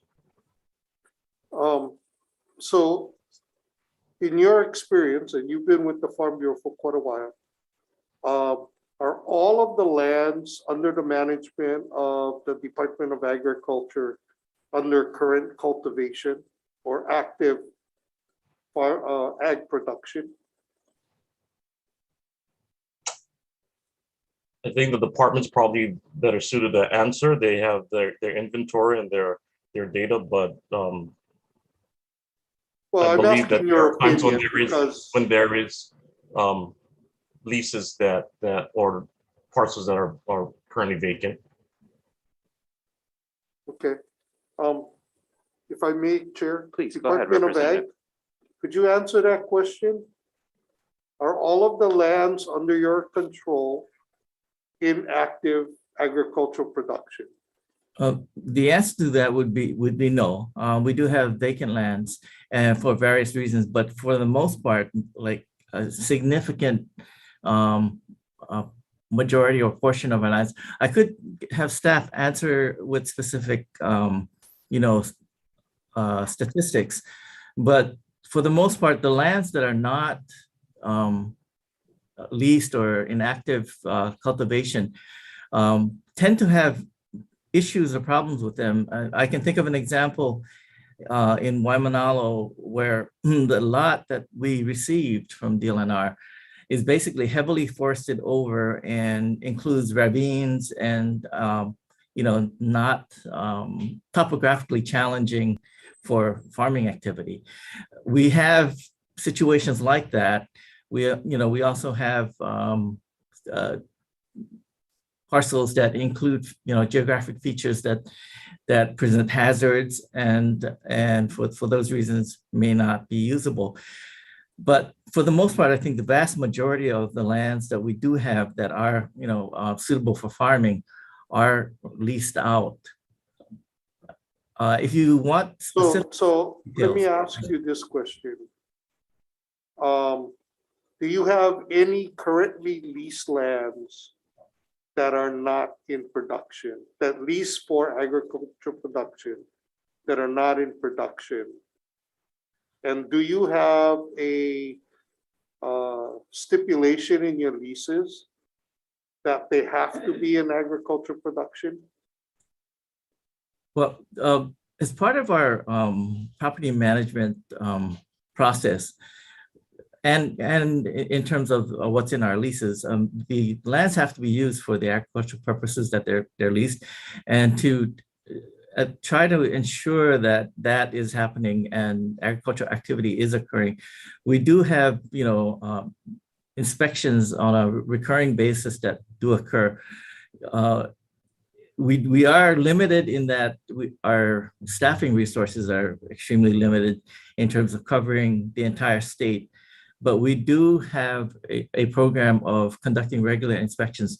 We are aware of some of our leased parcels which are not meeting expectations, and we are in constant communications with lessees who are not in our, I guess, assessment, not performing. And that's when we issue warning letters and notifications that they need to engage in the activities for which they lease those parcels. So I'm not sure if you're asking for statistics, but we do have instances where we have either underutilized leased parcels, but we also do have an inspection and enforcement procedure to attempt to bring about active ag production to occur in those lands as well. Okay. Thank you, Chair. Thank you, Representative. Members, any additional questions on HB 1705? Okay, seeing none, then we will move on to our next agenda item, HB 1712. This is relating to agricultural lands. This prohibits siting of waste disposal facilities on important ag lands and agricultural lands with Class A and B productivity ratings. For HB 1712, we have Mike O'Keefe with the City and County of Honolulu in opposition. Yes, good afternoon, Chair, Vice Chair, committee members. Mike O'Keefe with the City's Department of Environmental Services. We'll stand on our written testimony in opposition to this bill, but just to summarize its main points. The city is required to comply with a 2019 Land Use Commission decision in order to name a new landfill site by the end of this year, 2022, and to close Waimanalo Gulch by March of 2028. In trying to site our new landfill, we are already presented with many state and federal restrictions that's really significantly limit the number of possible sites, and this bill would further reduce those sites. Thank you for the opportunity to testify, and I'm available for any questions. Thank you very much, Mike. We also have Brian Miyamoto with the Hawaii Farm Bureau in support. Thank you, Chair, members of the committee. Brian Miyamoto on behalf of the Hawaii Farm Bureau. We'll stand on a written testimony in support. Again, we just want to protect our ag lands, especially our most productive agricultural lands for agricultural production. Thank you. Thank you. Members, please note we also have other supportive testimonies offered as well as individual opposition on HB 1712. Is there anyone else wishing to testify on HB 1712 who has provided testimony? And I haven't called. Excuse me, Chair, Felicia Mobukuro Geyser, Department of Agriculture. I apologize if we didn't get our written testimony, but we stand in support. Okay, I'm sorry about that, Director. I'm not sure we have, but thank you for noting that. Okay. Anyone else wishing to testify in HB 1712? Okay, seeing no further testifiers, members, any questions on HB 1712? Mr. Chairman. Representative Har. Thank you, Mr. Chairman. City and County of Honolulu, Environmental Services. Hi, Representative. How are you, Mr. O'Keefe? Nice to see you. Quick question for you, Mr. Chairman, I apologize if I'm veering slightly from this topic, but from the bill, but I just, if I could have a little bit of latitude, because Waimanalo Gulch is on the west side of the island. Please proceed. Okay, so basically, you talked about the fact that the city and county is under a deadline to identify a site for its new landfill. And so, I mean, logic dictates that it shouldn't be on important agricultural lands. So I guess the question now becomes, why are you folks saying, that if we were to pass this bill, it would somehow impact the inventory from which you would be allowed to choose? Yes, that's correct, Representative. And it's only because of the several restrictions that are out there already that already limit the amount of available land, the amount of land available for a landfill. I can give you some examples. For example, in 2020, the state passed Act 73, which requires or prohibits a landfill from being sited within a half mile of residences, Right, the buffer schools, zone. hospitals, the buffer zone, exactly. That's a major factor. There's also, we are unable to site and permit a landfill in a tsunami inundation area. We're also not able to site a landfill within 10,000 feet of an airport, to name a few restrictions. But Mr. O'Keefe, to the best of my recollection, weren't there already sites that have been that have already gone out to the public? And to the best of my recollection, I think there were 4 that were pretty much on that list. And I think one of them was taken off. It was close to Kailua Airport or something. Aren't those 3 sites still, I mean, 3 or 4 sites still, I mean, aren't those the ones that you guys are having to look at? Very early on in the process, in our process to site a new landfill, we did look at a site in Kalaeloa, but that was actually disqualified because of the proximity to the Kalaeloa Airport, the Naval Air Station. The remaining areas that we're looking at currently are kind of towards central Oahu. And so I believe all 4 of those areas would be impacted should this bill pass into law. What is the impact though, in terms of, you know, are we talking like 1 acre? Are we talking a half an acre? Or are we talking 25 acres? I mean, I'm just trying to understand. Sure, absolutely. If we, are you talking about the size of the landfill, the footprint that it would be? Correct. Yeah. So at minimum, the working area of the landfill, that's you know, where the trash would go, and including the scale house and all the appurtenances, would be about 80 acres. And then to ensure that we are able to continue to comply with the buffer zone requirement in Act 73, the intent would be to the city's intent would be to procure the half-mile buffer zone around the area of the landfill, and that would add potentially as many as 400 or 500 acres to the overall footprint of the project. But just to clarify, the actual landfill itself would be confined to within an approximate 80 acre parcel. Okay, so you folks you guys have identified sites in central Oahu that are in fact important agricultural lands that would fit within the parameters for which you folks are dealing with respect to a new landfill?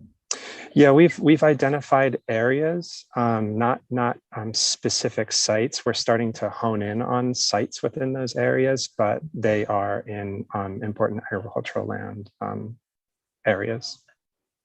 So with all of the restrictions that you folks have, so you're telling me at this point, that's pretty much all you can find right now that would qualify with, you know, the buffer zones, et cetera, with all the other regulations you folks are dealing with, whether it's tsunami zones, et cetera. So you're saying that this is pretty much it, is important agricultural lands for the siting of a new landfill? That is correct, yes. Wow. Okay, thank you very much, Mr. O'Keefe. Thank you very much, Mr. Chairman. Thank you, Representative. Members, any additional questions on HB 1712? Okay, seeing no further questions on HB 1712, then we will move on to our next agenda item, HB 2016, relating to Sand Island State Recreation Area. This appropriates monies to the DLNR to prepare a master plan for the Sand Island State Recreation Area. On HB 2016, we have Kurt Cottrell with DLNR in support. Good afternoon, Chair, Vice Chair, members of the committee. Kurt Cottrell, Administrator for the Division of State Parks. Now, we stand on our written testimony in support of the measure and available for any questions. Mahalo. Thank you. We have another testimony from DLNR from Alan Carpenter, but I'm assuming it's the same. Yeah, he's my backup in case I got tagged or something else. Thank you. Got it. Next, we have Tai Tamagawa, the Pillars LLC, in support. Aloha, Chair, Vice Chair, members of the committee. Yeah, my name is Tai Tamagawa. I'm representing the Pillars LLC. And even though I'm representing them, this project has immense value to me as well. I grew up in the Lanakila housing area and have a vested interest in urban communities, especially in the Ohana and Kalihi. And I believe there's a felt need for projects like this, not just in Kalihi, but for local communities all around Hawaii. And I believe that developing Sand Island Recreation Area can be the start of something valuable and special for our state, especially like this bill suggests, if it's done with the community in mind. I think the People's Park is a great way to put it, as this bill put it. There is a felt need for better parks in Kalihi, safer, more beautiful and functional parks especially, and parks that serve the community, reflect the community and honor them. These sentiments can be felt all over the US as well, this sense of community-led development projects, and especially in Hawaii where there's a tension between urban planning and locals. I think this project can be an historic feat for the islands to start the healing process and continue the path in our state progressing and building more forms of equity. Confirming what this bill has already stated, the users of this park are looking for improvements and added features. They want this park to be developed and taken care of. And not only that, but the people of Kalihi, I believe, has an interest as well. Our teams at the Pillars have personally been serving park users, but we've also been going to different communities of Kalihi, not only serving them, but we've also been asking them questions about development here actually for a bit. And we so far the support has been a resounding yes. Aunties and uncles want safer and cleaner areas for themselves and their family. Young adults want more areas of community for activity and gatherings, and businesses around there want to support a project that serves our locals in such a special way. People want their voice heard. I support this bill. I believe it's a project with profound results if done with the people in mind.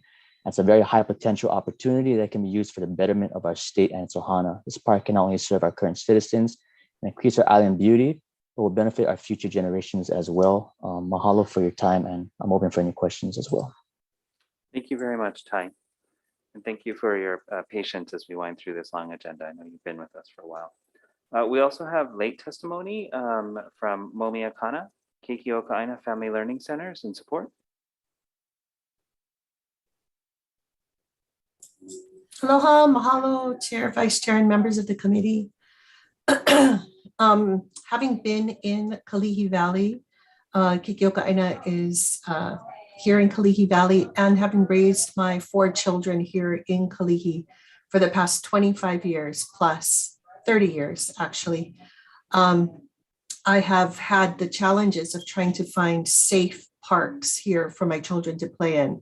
I've been challenged with having to go outside of district to take them to soccer practice, being at parks where there were actual gang activities happening, finding drugs and other paraphernalia on the ground, and going to Sand Island Park, and being subject to the beauty and the potential of the park, but having to deal with the dead trees, the rusted out things that are still in the ground, the shoreline, which is full of concrete and rebar. And having said all of that, it is the most beautiful place to sit. If you think about the fact that from Ala Moana to Ewa Beach, it is truly the only accessible beach other than that, between that area. This park needs to be taken care of again. I've been working with Ty and a group over there for several years now, looking at the potential. We've done walkthroughs, we've looked at it, everything. If you think about the homeless people who are now being able to live there in new communities, they need all kinds of things to be able to help. This is one of the densest populated areas with low income people, with the absolute worst community parks. And the potential for what this could mean to them, everything from beautiful park area to camping areas to fishing, which it's always historically been, having had been fish ponds historically, community gardens.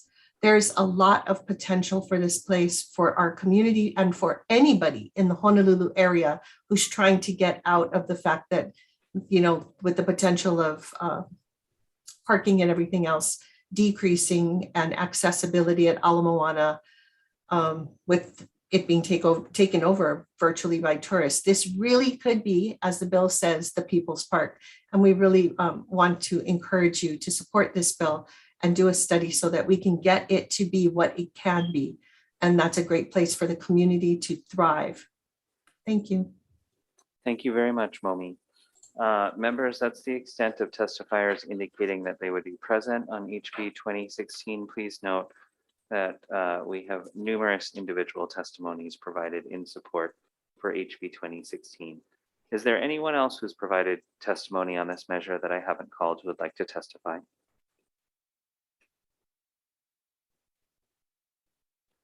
Okay, seeing no further testifiers, members, any questions on HB 2016?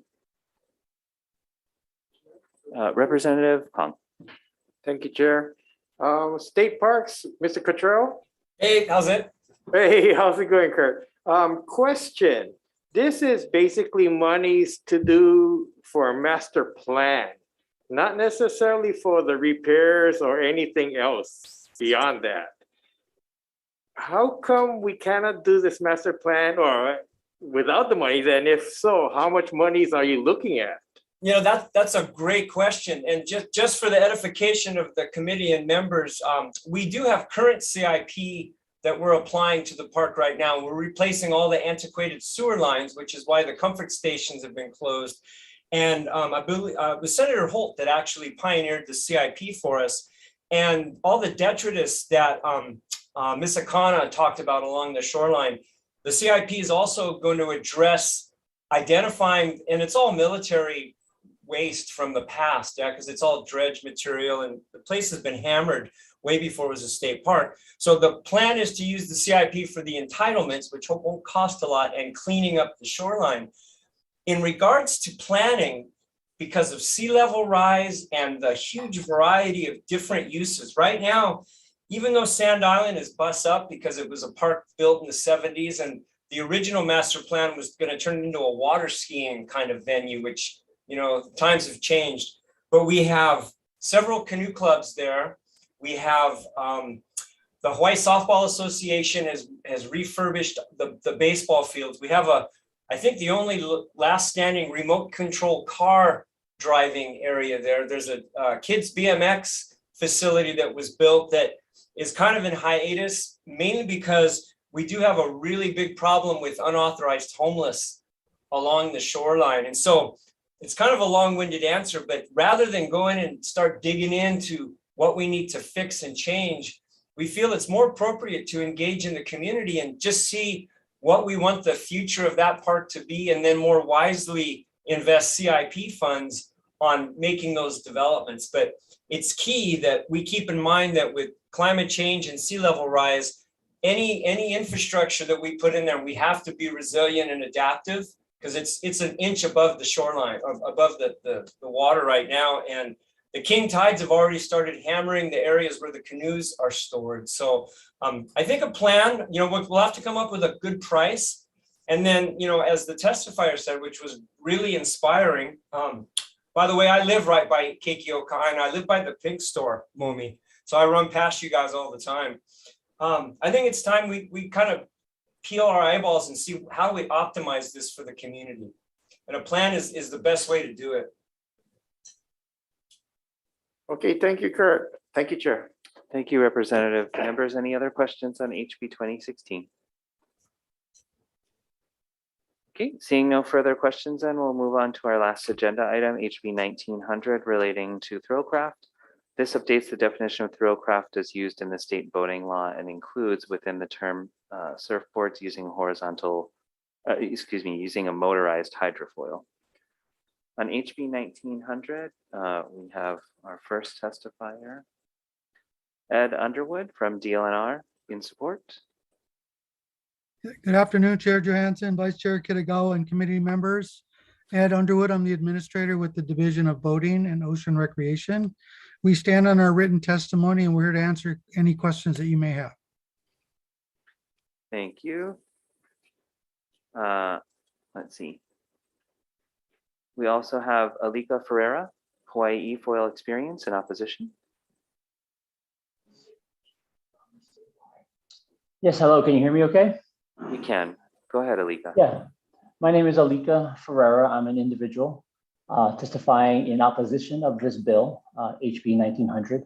I'm an individual, but I'm also an owner and operator of an Efoil company that conducts lessons to show people how to safely to operate these Efoils on the island of Oahu. I own several Efoils for this purpose, and I'm in opposition of this for many reasons, but I'm only going to focus on one.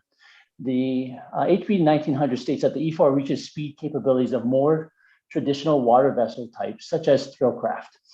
With a quick search on the internet, anyone can see that the speed capability of an Efoil is not similar at all to the speed and capability of throwcraft such as a jet ski. The fastest e-foil on the market today is boasted to reach top speeds of 34 miles per hour. The fastest stock jet ski can reach 67 miles per hour. At a speed twice as fast as e-foil, jet skis certainly are more worthy of the thrillcraft title. If you remove the suggestion of such as a thrillcraft from the verbiage of HB 1900 and simply compare the speed capability of an e-foil to traditional water vessels, then you should consider the pontoon boat, which has 41 mile per hour top speed, the fishing boat, 23 miles per hour, the dinghy, 28 miles per hour, the lifeboat, 34 miles per hour, the sailboat, 17 miles per hour, the ferry boat, 32 miles per hour, and finally the ski boat at 36 miles per hour. These are all very common boats at typical top speeds. From this list of vessels, I would argue that the e-foil's speed capability is indeed reaching the speed capabilities of more traditional vessel type, but not that of a thrillcraft. The e-foil's speed is more like that of a typical lifeboat. That would put the e-foil squarely in the vessel classification, as DOBOR had already determined in September of 2020. So I have one question that I would pose directly to DLNR and Ed Underwood, who's the representative today.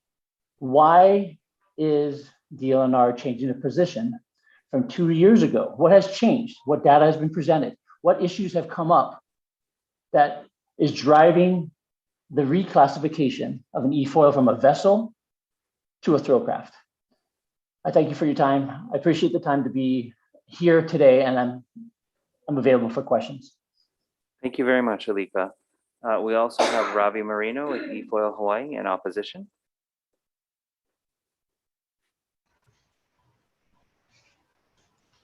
Oh, there I go. Aloha.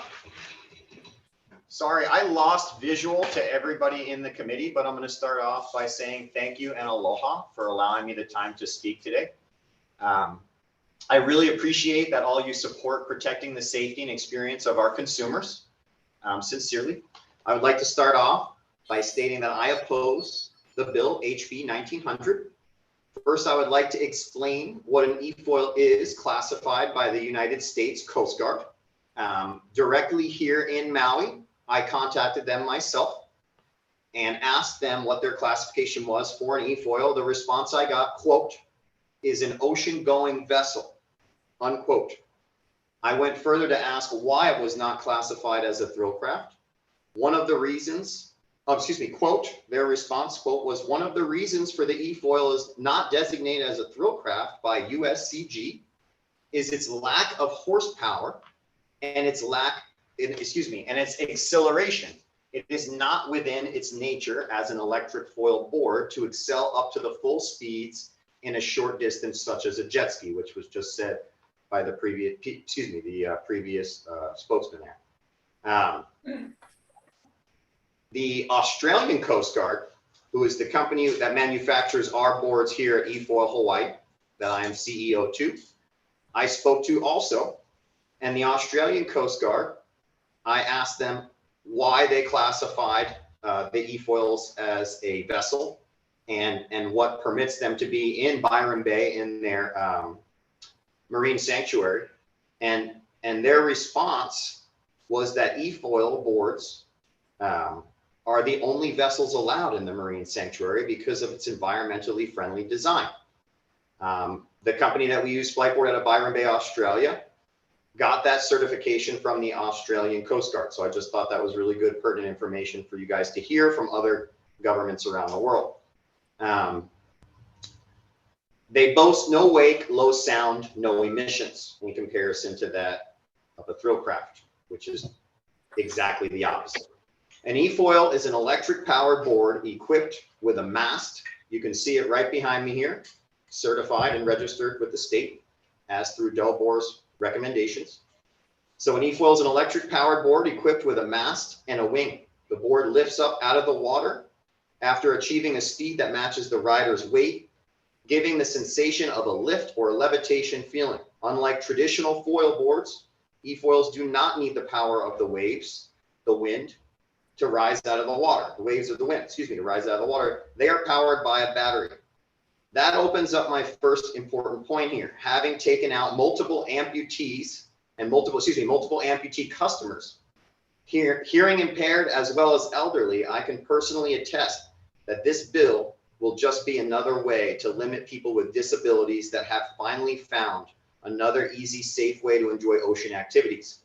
Even customers with knee or back pain that are no longer able to surf, boogie board, or kayak find simplicity in an Efoil experience. It really allows for more diverse demographic because of its ease of use. Moving on, I'd like to speak on real data in regards to our safety. Our company has taken out over 3,000 customers in over 2 years with no injuries, age ranging from 16 to 87 years old in Maui County. Our safety was designed with help from DLNR DOBOR. We created a safety binder with DLNR's help, detailing all of the procedures and protocols. All of our instructors are lifeguard and CPR certified with Hawaii State Ocean and Boat Safety certifications. They have over 500 hours of training before they can go out with a single customer.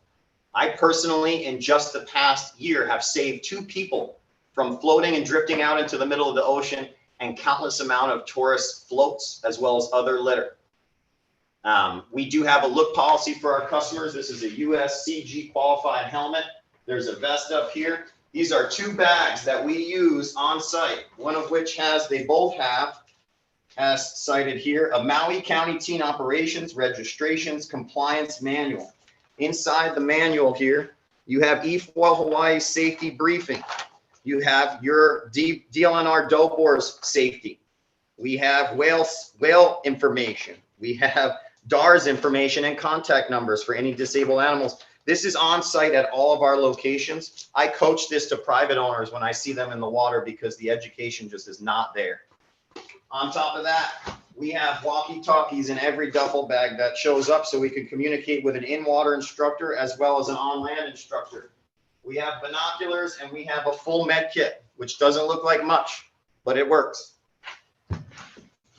Ravi, I just want to point out that we know your camera isn't on, so it sounds like some of your testimony is geared to visuals, but no one in the committee is able to see it. And if you can start to summarize, I think that'd be helpful.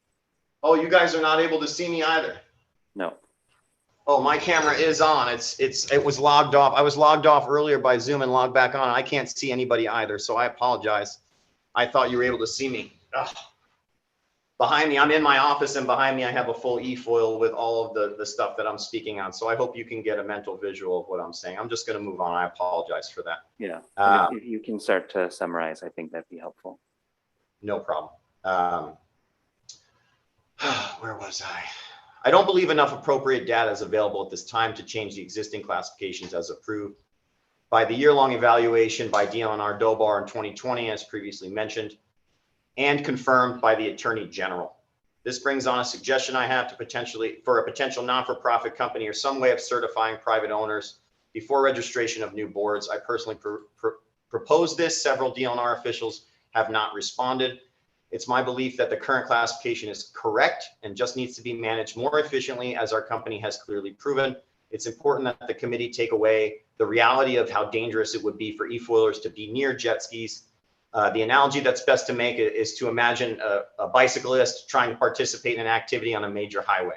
And I'm going to leave you guys with this. I'm going to quote Mrs. Sakura from earlier on in the testimony. You cannot manage what you have not measured. There's no supporting data for this bill. I thank you guys for your time, and I'm here for any questions that you have. Mahalo.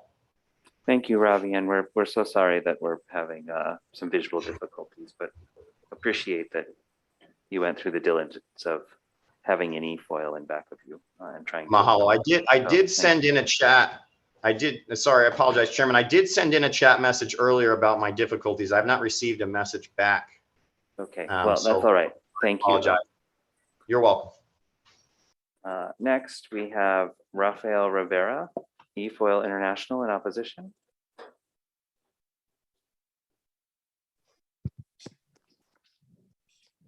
Chair, Vice Chair.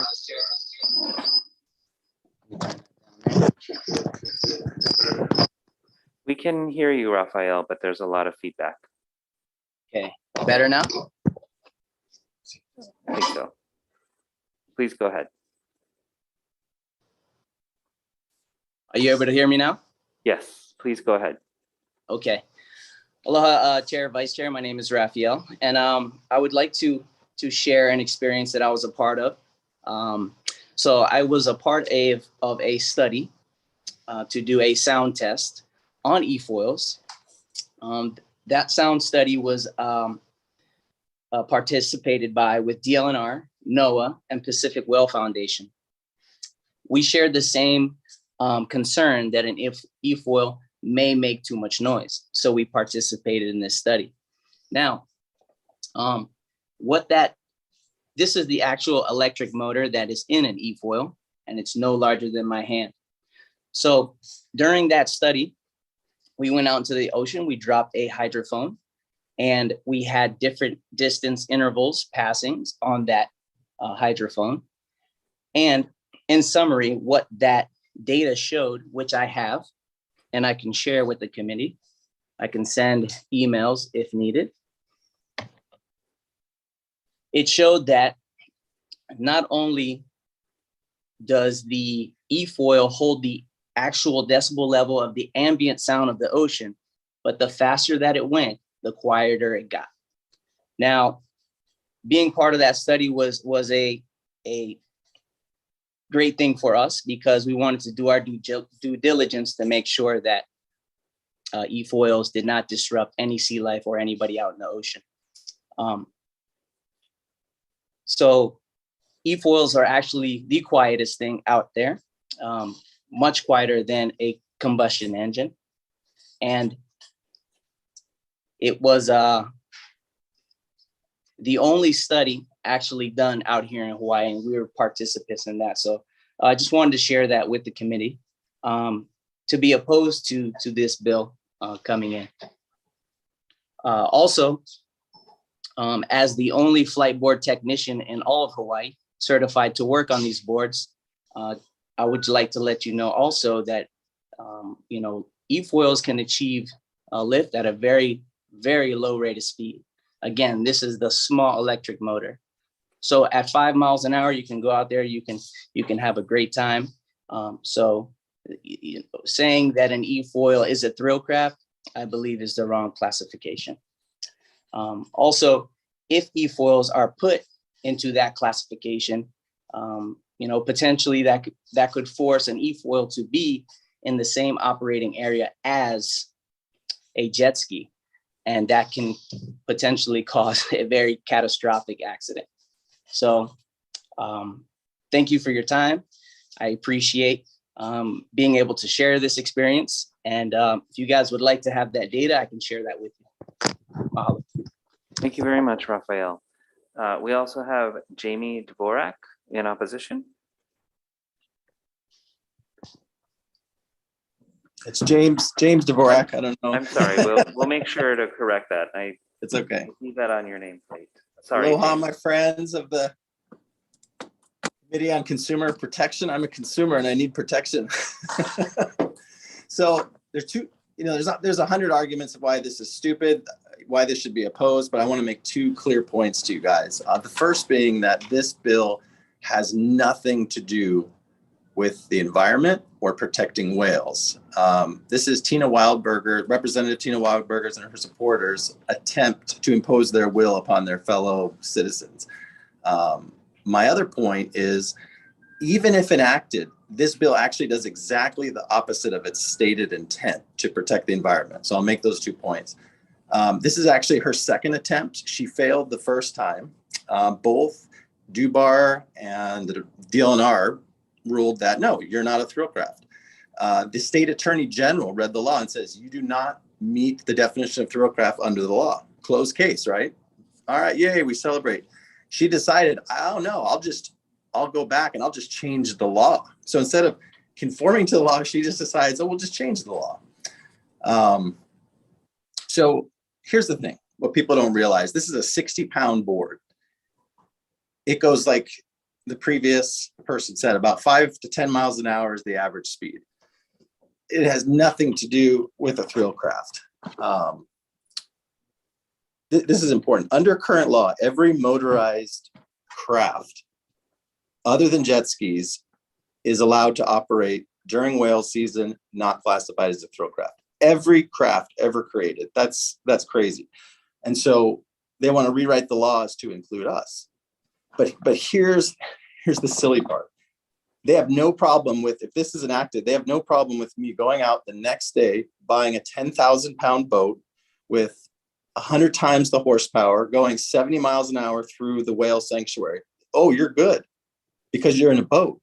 But if you're in this 60-pound craft that produces the least noise of any craft out there, one of the lowest speeds, zero emissions, one of the quietest watercraft ever created, no, you can't be in here. So I say that to point out that this is not about reclassification as thrill craft. This is a targeted attempt to say you do not get to be in the water with that craft, but you can be in the water with every other craft that exceeds it in every area, weight, speed. How is that fair? That makes no sense. So my last point in closing, as others have mentioned, in the years of operation in Maui, 0 incidents with people, whales, or any marine craft. That's incredible. Perfect safety record. 2, we are the least impactful vehicle for the marine sanctuary. Like as I stated, the quietest, the lightest. There's no arguing that. So I would argue this. If enacted, it would ban this craft that's environmentally sensitive and force hundreds of people to now go out and buy bigger vehicles, louder vehicles, and do exactly the opposite of what they're claiming the intent of this bill is, to protect whales. It makes no sense. I oppose this bill and I thank you for your time. Thank you very much, James. We also have Scott Whiting in opposition. Hi, can you hear me? We can. Thank you for taking the time and hearing my opinions. I strongly oppose this bill. I think there's a significant precedent here that needs to be considered. Powered foil boards have been safely operating in Hawaiian waters for over a decade without any significant issues, safety issues concerning swimmers, snorkelers, marine life, etc. The main difference is a kite foil surfer travel faster speeds, are more agile, and can accelerate faster than efoils. They're still powered, but they're powered by the wind. The wind provides much more power than a battery on an efoil. And we have not heard of any injuries attributed to efoils. Also, efoils are typically used when there are not enough wind to kite surf, so they do not increase the density of foil boarders in the water. Efoils are not used in the breaking waves, so they don't interact with traditional surfers. There are significant differences between an efoil and other thrill craft. Efoils have no fuel, no exhaust, no noise, no wake, and no trailers. Efoils typically operate well below 15 miles an hour. Like the other persons have said, 5 to 10 miles an hour is about normal. It would also be very dangerous if we were forced to efoil in the same areas as jet skis. Jet skis are much faster, carry a massive amount of weight, and it would be the equivalent of, an efoil being hit by a jet ski would be like a pedestrian being hit by a car. And I just think it's a really bad deal. I mean, they operate not only at different speeds and accelerate at different speeds, but they turn. Like if efoilers are foiling with other foil boards, they know what to expect. They know how they operate. They know how they turn in the water. A jet ski is much more erratic. You don't know what to expect. And it's not the same. It's just really a bad idea. That's all I've got. I appreciate your time to listen to me, and I'm here for questions. Thank you. Thank you very much, Scott. We also have Sekar Argov. Sorry if I didn't pronounce that correctly. Thank you so much. I'll be really short. Members of the committee, thank you very much. Very eloquent speakers, and I don't have a whole lot to add. Just to say I strongly oppose this bill. I believe it's misguided and presents real danger to people engaged in the Efoil sports. This bill equates Efoils with heavy and fast thrill crafts such as jet skis, and Efoils are small in size and hard to spot, especially if an Efoil is down in the water, which happens often in our sport. And mixing Efoils and fast-moving thrill crafts is an accident waiting to happen. Thank you very much. Thank you very much. We also have Carrie Ballard in support. Hi, Chair and Vice Chair, committee members. I'm really humbled today by how much stuff you guys have to do your research on. Anyway, I appreciate you hearing this. You know, I think the Efoils look like a great time, and my experience is so different from what the previous people who have testified have explained. I'm a full-time resident of Makawao, and I'm an avid snorkeler and a passionate person on the reef. I really care a lot about the ocean environment. I just wanted to show you in the last 2 years, if you can see behind me, this is just the stuff that I've found on the reef that I've kept because it was in good condition. I often pick up trash, and all of this stuff behind me was just from one beach at Palawea, also known as White Rock. The first time I was snorkeling there a couple of years ago and heard an Efoil, I honestly thought it was drilling into concrete.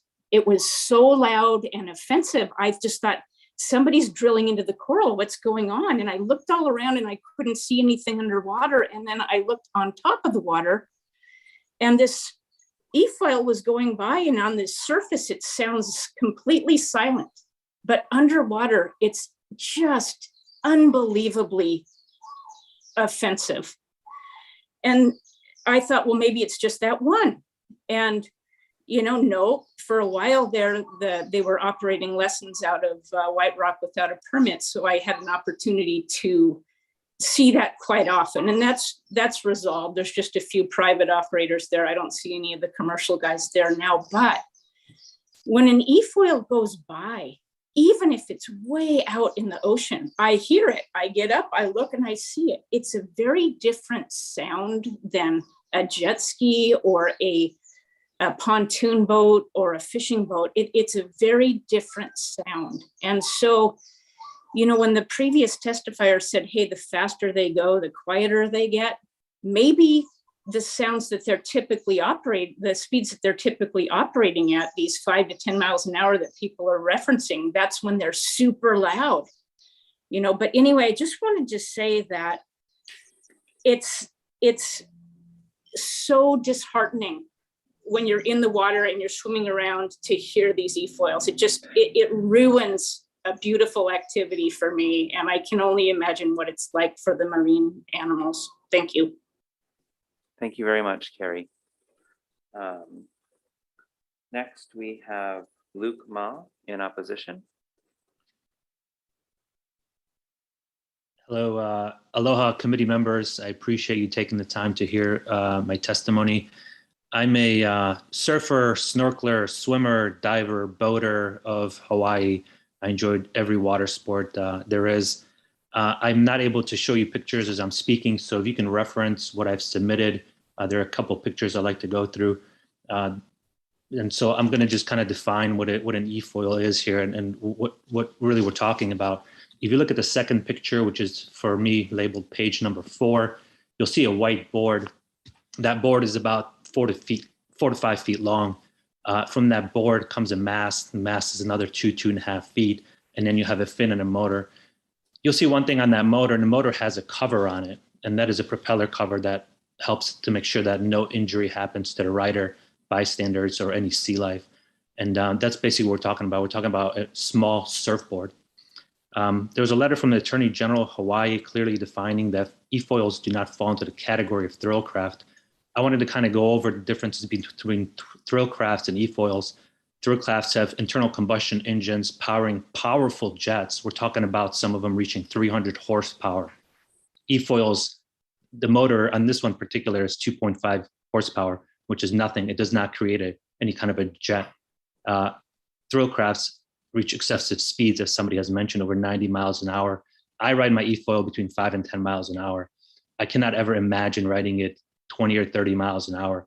I'm not sure what kind of a flat lake I would have to be, but that's just not something that's comforting. In the waters of Hawaii, you would probably get no further than 12 miles an hour, and especially in our waves. The thrillcraft weigh over 700 pounds. This efoil I can carry in one hand to my car, put it in my trunk. It disassembles into 2 pieces. And the interesting thing is I don't need a bolt launch to launch it. And that's extremely dangerous actually to do. One of the definitions of thrillcraft is that they have to be launched at a boat launch, which makes it difficult. A couple other things that happen here, and I want to talk about more about the safety since this is the committee on consumer safety.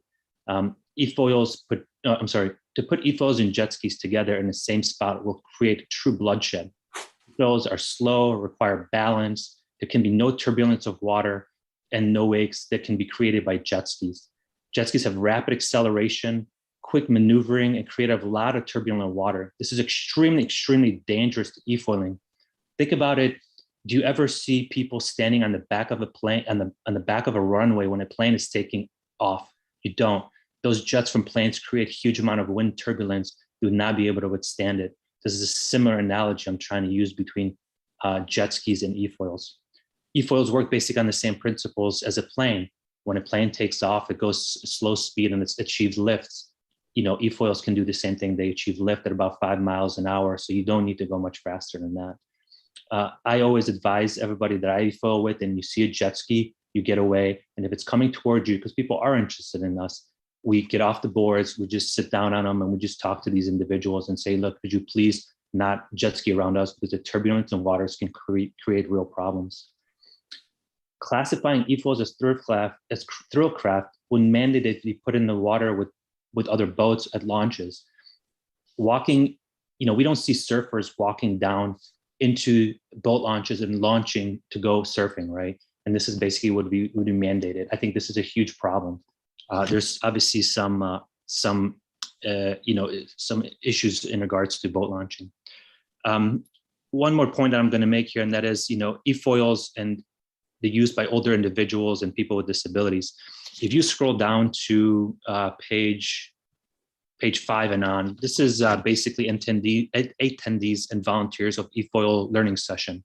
So, for example, some of my family members, my dad can no longer surf, right, due to some disabilities and things like that. But he can get on an efoil, take it out slowly onto the ocean, do a couple of rides, and still feel like he's 30 years old and he's surfing, right? Although he's not, but it's helpful, right? It allows him to be on that water. Efoils allow people, and if you keep scrolling down to page 6, 7, and 8, you can see the individuals are able to, with volunteers, get off of the wheelchairs, be placed on efoils. We have certain seats that we're able to accompany them, and they're able to enjoy the water. People who would never be able to be on the water and surf are able to enjoy these kinds of activities. This is something that we should applaud. We should applaud as a community that we're able to do these things, and we're able to provide these kinds of activities for people who are not as fortunate as we are. I, like Robbie has said, have also saved somebody on a paddleboard. I was efoiling and I saw this girl that was way out there, and she was stranded. She was listening to music. She got pulled off the coast. I actually took a piece of rope from her board, attached it to my leg. I lay down on my efoil, and I dragged her back to safety. And she's been ever so grateful. We're actually still friends. So my final thoughts are that this bill mistakenly mischaracterizes efoils in a way that could cause serious danger and bodily injury to local Hawaiian efoil riders. And we want to be involved in the process to allow everybody to be safe on the water and fix this mischaracterization. I'm not saying that we shouldn't have some kind of rules.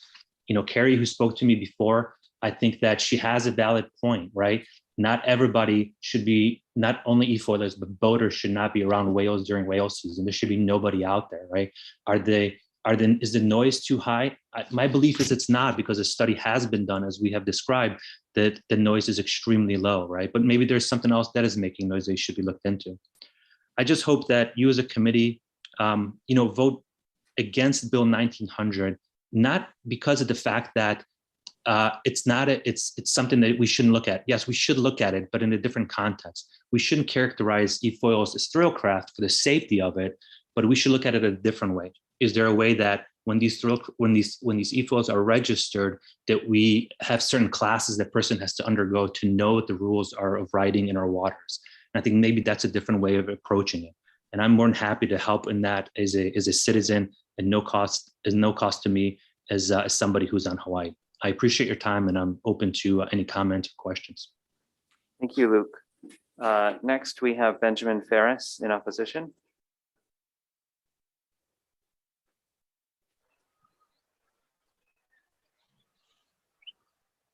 Hello, can you hear me?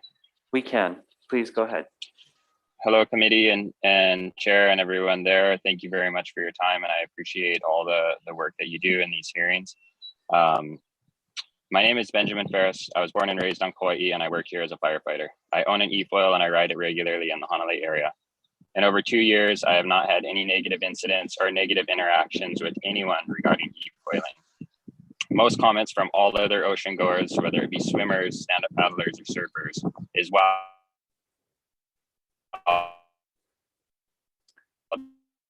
We're starting to lose your audio, Benjamin. So quiet, I could hardly tell you were there. I oppose House Bill 1900 to classify and regulate efoil. Hello? Yes, you're back. Can you hear me? Yes. Okay, I'm sorry, sir. No problem. I will continue. I oppose House Bill 1900 to classify and regulate efoils as thrillcraft because it would not be appropriate to limit efoils with thrillcraft regulations when the operation does not compare and the concerns do not apply. It seems that the main concern in House Bill 1900 is the speed that efoils are capable of, as it says, capable of exceeding a speed of 15 miles per hour. In reality, although capable of speeds over 15 miles per hour, efoils are very rarely ridden that fast. If passed, this bill would be comparable to limiting a typical vehicle to a racetrack because all cars are capable of driving. Your typical person does not have the skill nor the desire to drive that fast. It is the same for efoils. Unlike boats and thrillcraft, it is very challenging to go fast on an efoil. As a result, most riding is done at slow speeds under 10 miles per hour. These speeds have been collected during multiple sessions with a variety of GPS instruments from a variety of riders that I have been in contact with. Efoils absolutely need guidelines and regulation, especially as this new sport grows. However, those guidelines and regulations need to be appropriate. Current issues can be addressed by enforcing the current rules regarding efoils as vessels, which regulates their use in proximity to shore, other ocean users, and marine life. Future regulation as efoiling grows can be done with new guidelines and should be created specifically for this sport. I would like to reference a note that I was given from a friend of mine. I'm a 70-year-old former windsurfer and kiteboarder. I no longer have the strength to do those activities. I took up efoiling as a way to get back out in the water in a safe manner. It does require more skill than simple planing on the surface of the water, and it is still challenging and fun. My 71-year-old wife also picked it up. The last time we were out for a session on Wailua River in Kauai, we met 2 other efoilers who were younger, but had injuries which kept them from their previous water sports. Our kids tried efoiling when they were here for a visit, but decided to surf more because efoiling was not thrilling enough. I'm not saying that efoiling is only for the elderly and disabled, but it would be a disservice to them to restrict their use in places like Wailua River. House Bill 1900 would restrict the use of efoils to all calm waters. The only areas approved for thrillcraft in most of Hawaii is on the windward shores, which are typically very rough with our trade winds, which blow about 85% of the time. In closing, efoils are silent, ridden at slow speeds, create zero wake, and have zero emissions. This is good for Hawaii's ocean and the people who enjoy it. Let's create guidelines that are appropriate for this fun, unintrusive, and environmentally responsible sport. And if I may add, with the other bills that were proposed earlier today, with climate goals and goals to lower emissions, Efoils are already doing that now, and restricting their use and making it more difficult to use them would be a shame. Let's not limit Efoils with throwcraft regulations when the operation does not compare and the concerns do not apply. Thank you very much for listening to this testimony. I will be available for questions. Thank you very much, Benjamin. We also have our last testifier on HB 1900, Ann Pitcatley, offering comments.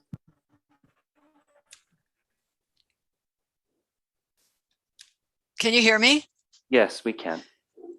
Aloha committee chair, vice chair, and committee members. My name is Ann Pitcatley. I'm testifying in strong support of House Bill 1900. Speaking as a private citizen and an advocate for marine life and public safety.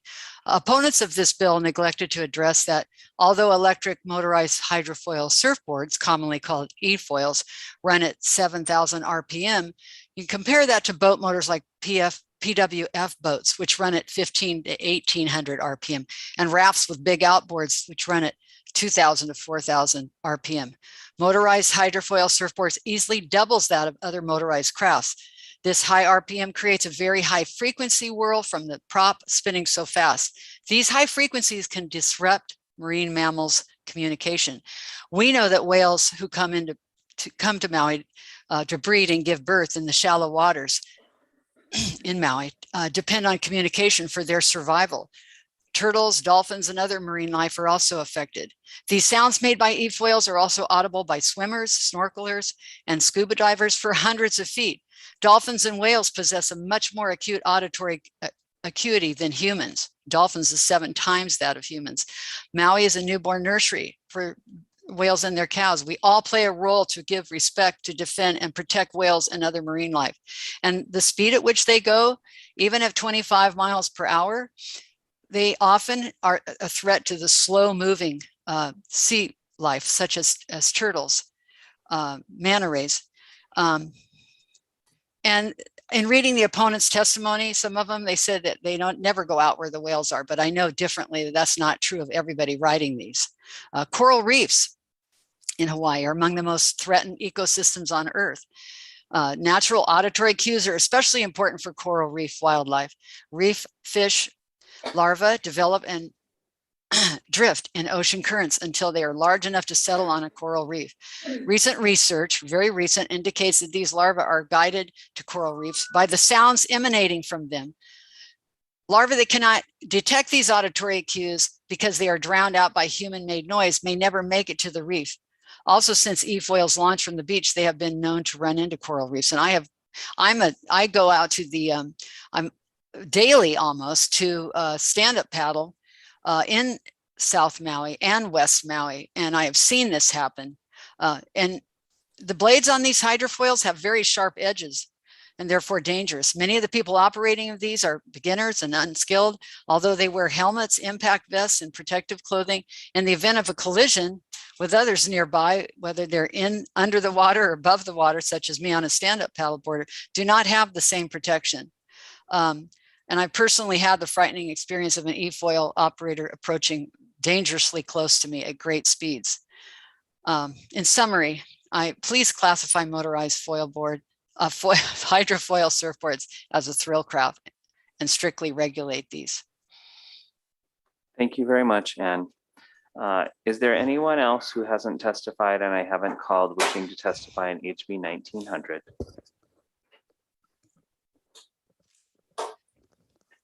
Okay, seeing no further testifiers, members, please note there is significant opposition testimony as well as supportive testimony and comments provided in addition to today's oral testimony on HB 1900. With that, we'll move to questions on our last measure. Members, any questions on HB 1900? Representative Tarnas. Thank you very much, Chair. I wanted to follow up now, having heard all of this testimony. I wanted to ask Dobor at Underwood, what is your recommendation? I mean, this is you were saying this is important to to deal with safety issues, that we should go ahead and classify these as thrill craft. After you've heard all the testimony from the e-foilers, what do you think? Is it still a good idea to move forward with this? Well, this is not an admin bill. I understand, but I know the introducer worked with you on this, and I'm just curious what you think. Yeah, we spent a lot of time on this issue. We've worked closely with the United States Coast Guard. They are still working on a final determination because other states are having to deal with these type of craft. We did come to the conclusion that they were vessels. And that's how we've been regulating them up to this point. There are good points being made, though, that to confine an e-foil into a thrill craft riding area could pose some danger. It maybe this is one that we have to go back and look at through the Hawaii administrative rules to come up with the various regulations, like some of the testifiers were talking about for these companies and actually recreational users as well. That's your recommendation? Yes. Thank you, Chair. Thank you, Representative. Representative Morikawa. Thank you, Chair. Ed, I'm having a problem because you're supporting this, but I'm wondering, because I have a lot of people on Kauai who do this, and there's a lot of people who windsurf, there's a lot of people who kite surf. So I'm thinking, how do all these guys get along right now? That is a great question, and one we deal with on a regular basis, because in reality, every year there's some new type of craft that's coming out that we have to deal with. First it was the windsurfers, and then it was the stand-up paddle boarders. And then it's, for years, the jet skiers, and then we have the e-foilers now, and then we have the kite e-foils that are doing now. We have the wing e-foils that have come out that are getting popular. So ultimately what we tell and what we have our education side put out is everybody really needs to try to share the resource, because it's a limited resource with a lot of people that want to enjoy it in very different ways. And I agree with you on that, but setting regulation on just one type of surfing event to me is not something that we really want to do right now because of technology and where we're going in the future. So that's why I have some concerns about this. Thank you, Chair. Thank you, Representative. Legislative members, are there any other questions? Okay, seeing none, then we will recess for decision making. Recess.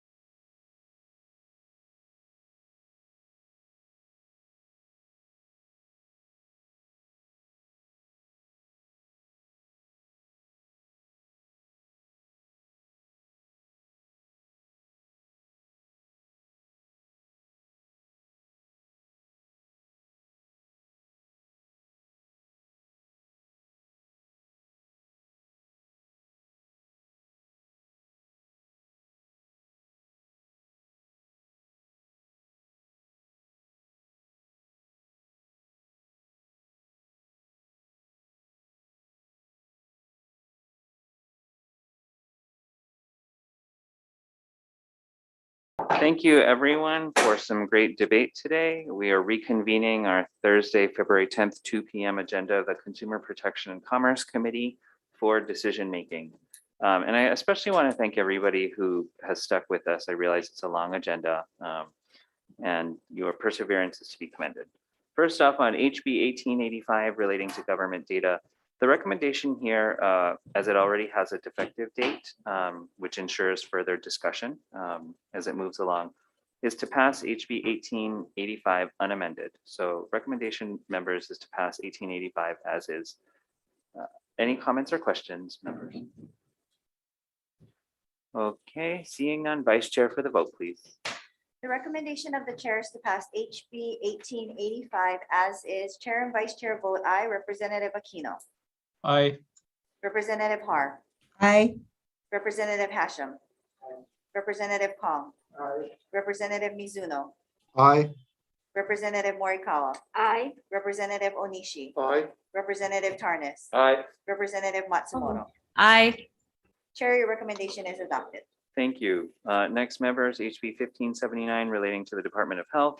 The recommendation here, members, is to adopt OIP's amendment with the concurrence of the Health, Human Services, and Housing Chair, as well as adding technical and non-substantive amendments.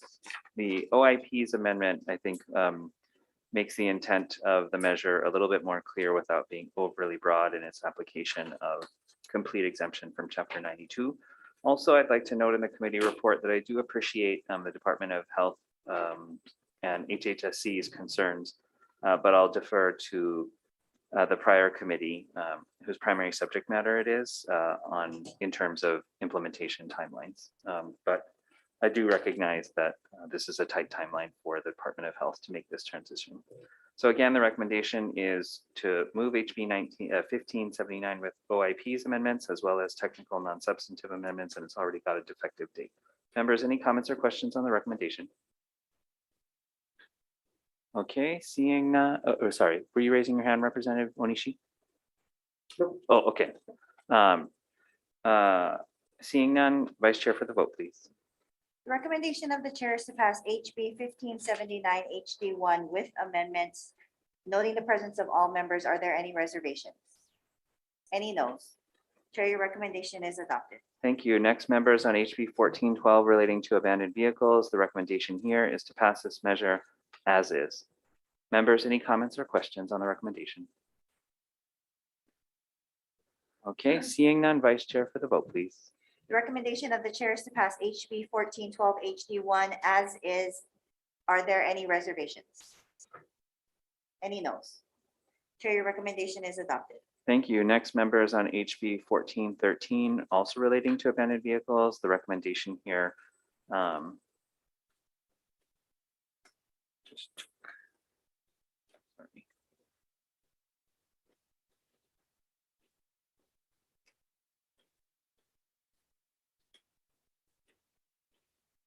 my apologies. The recommendation here is to also pass this measure as is. Members, any comments or questions? Okay. Seeing none, Vice Chair for the vote, please. The recommendation of the chair is to pass HB 1413 HD1 as is. Are there any reservations? Any noes? Chair, your recommendation is adopted. Thank you. Next, members, on HB 1632 relating to highways. With the prior concurrence of the Transportation Chair, I'd like to take the AG's amendments to make it very specific that it's users of the Hana and Haleakala highways. And I would also like to include in our committee report, Department of Transportation's concerns that I think are valid while we still wait to hear definitively from the federal government that this could be a de facto toll road. So with that, the recommendation is to pass with amendments, and it's already got a defective date. Members, any comments or questions on the recommendation? Sure. Representative Onishi. Yes, I appreciate the amendment to make it more specific to the location. but I still do have some concerns that this opens up the state to other requests to have specific areas designated and for residents or people within an area feeling like they're not getting their share of financial support for their roads. So I'm going to be voting with reservation. Thank you, Representative. And I echo those concerns. I share them. I think this bill has got a long ways to go if it's actually going to become policy. Members, any other comments or questions? Okay, seeing none, Vice Chair for the vote, please. The recommendation of the chair is to pass HB 1632 HD1 with amendments, noting the reservations of Representative Onishi. Are there any other reservations? Are there any noes? Chair, your recommendation is adopted. Thank you, members. Next on HB 1839 relating to the transient accommodation tax. I really think this is a very good, novel, innovative discussion to be having that I don't remember happening in the last few years while I've been here. And I think to the first chair's point from labor and tourism, I think this is a very necessary discussion to be having proactively as opposed to after the fact when something becomes a problem. So with that, members, I'd like to move out HB 1839 with one simple amendment, which is to defect the date because it may need to be a little further out so it doesn't seem like an effective date, to encourage further discussion on this to January 1, 2015. Members, any comments or questions on the recommendation? Okay, seeing none, Vice Chair for the vote, please. The recommendation of the chair is to pass HB 1839 HD1 with amendments. Are there any reservations? Any noes? Chair, your recommendation is adopted. Thank you. Next, members, on 1782. Thank you so much for allowing us to have a discussion on this. I was primarily interested in 1782 to continue to promote conversation about how do we provide broadband access to our rural, underserved, and unserved areas throughout the state. But I do concur that although I think well-intended, I think this bill would give an unfair advantage to HECO because it would essentially make them both the landlord as well as a competitor, and a landlord to Hawaiian Telcom as well as the Spectrum and any other provider who might need to utilize their their poles. And because that's the primary method of delivery at the moment, I just think it just provides an unfair advantage, a potentially unfair advantage. So for those reasons, the recommendation on HB 1782 is to defer. Next, on HB 1800 relating to climate change, the recommendation here, members, because I think it engenders a good discussion about whether or not there should be some interim goal before 2045, and it already has a defective date, is to pass this measure as is. Members, any comments or questions on the recommendation? Sure. Representative Onishi. Yes, again, on this bill, I have concerns as to how the 70% figure was determined, and would like to see more information on the actual data over the years so that we would be able to know whether or not 70% is reasonable and attainable as a milestone. I'm going to be voting with reservation. Okay, thank you. Members, any other comments or questions? Okay, seeing none, Vice Chair for the vote, please. The recommendation of the chair is to pass HB 1800 HD1 as is, noting the reservations of Representative Onishi. Are there any other reservations? Representative Kong? Any noes? Chair, your recommendation is adopted. Thank you. Next, members, on HB 1807 relating to energy interconnection. I tend to agree here with the Department of Commerce and Consumer Affairs, as well as HECO's perspective that I'm not sure whether this is needed at the present moment. So at this point, the recommendation will be to defer HB 1807. Next, members, on HB 1705 relating to agricultural parks. I I think we had a lot of great discussion on this bill. I'd like to amend the measure with the concurrence of the agriculture chair to insert a defective date of January 1, 2050 to again encourage further discussion and ensure we have to revisit this bill, as well as various technical and non-substantive amendments. I do want to also note in our committee report that the committee shares the concern about competition, but that DOA still has the ability to factor in whether or not they should extend the lease, and they're not beholden to do so. And this, the language in this bill is a may, not a shall. So it doesn't automatically force the department into any predetermined outcome. So they still maintain their ability to vet out and weigh who to make the leases to. So with that, members, that's the recommendations on HB 1705. Members, any comments or questions on the recommendation? Okay, seeing none, Vice Chair for the vote, please. The recommendation of the chair is to pass HB 1705 with amendments. Are there any reservations? Are there any noes? Chair, your recommendation is adopted. Thank you. Next on HB 1712 relating to agricultural lands, the recommendation is to pass this measure as is, unamended. Members, any comments or questions on the recommendation? Okay, seeing none, Chairman? Vice. Representative Sorry, Parr. technical difficulties. I couldn't get to the mute button. First of all, I want to thank the chair. You look at the title of this bill and citing a waste disposal facility, obviously on IAL is just, it's not logical. But in hearing the testimony of the deputy director from Environmental Services, I think including Act 73, we put so many regulations now to the point where it seems as if that's the only lands that they have left. If they're looking at 480 acres, and that's pretty, whether they've had to take so many properties off the list, whether it's because of tsunami zones, whether it's near an airport, whatever those regulations are. So I do have concerns. I want it to be very clear. I do not believe we should be citing a new landfill on IAL. I want that to be very clear. I think we need to look at other ways, some of those other guidelines or those other prohibitions, and figure out if we can work with some of those. But that said, because this affects Waimanalo Gulch and the fact that we need to find a new landfill, respectfully, I'll be voting with reservations. Thank you, Representative Parr. Members, any other comments or questions on the recommendation? Okay, seeing none, Vice Chair for the vote, please.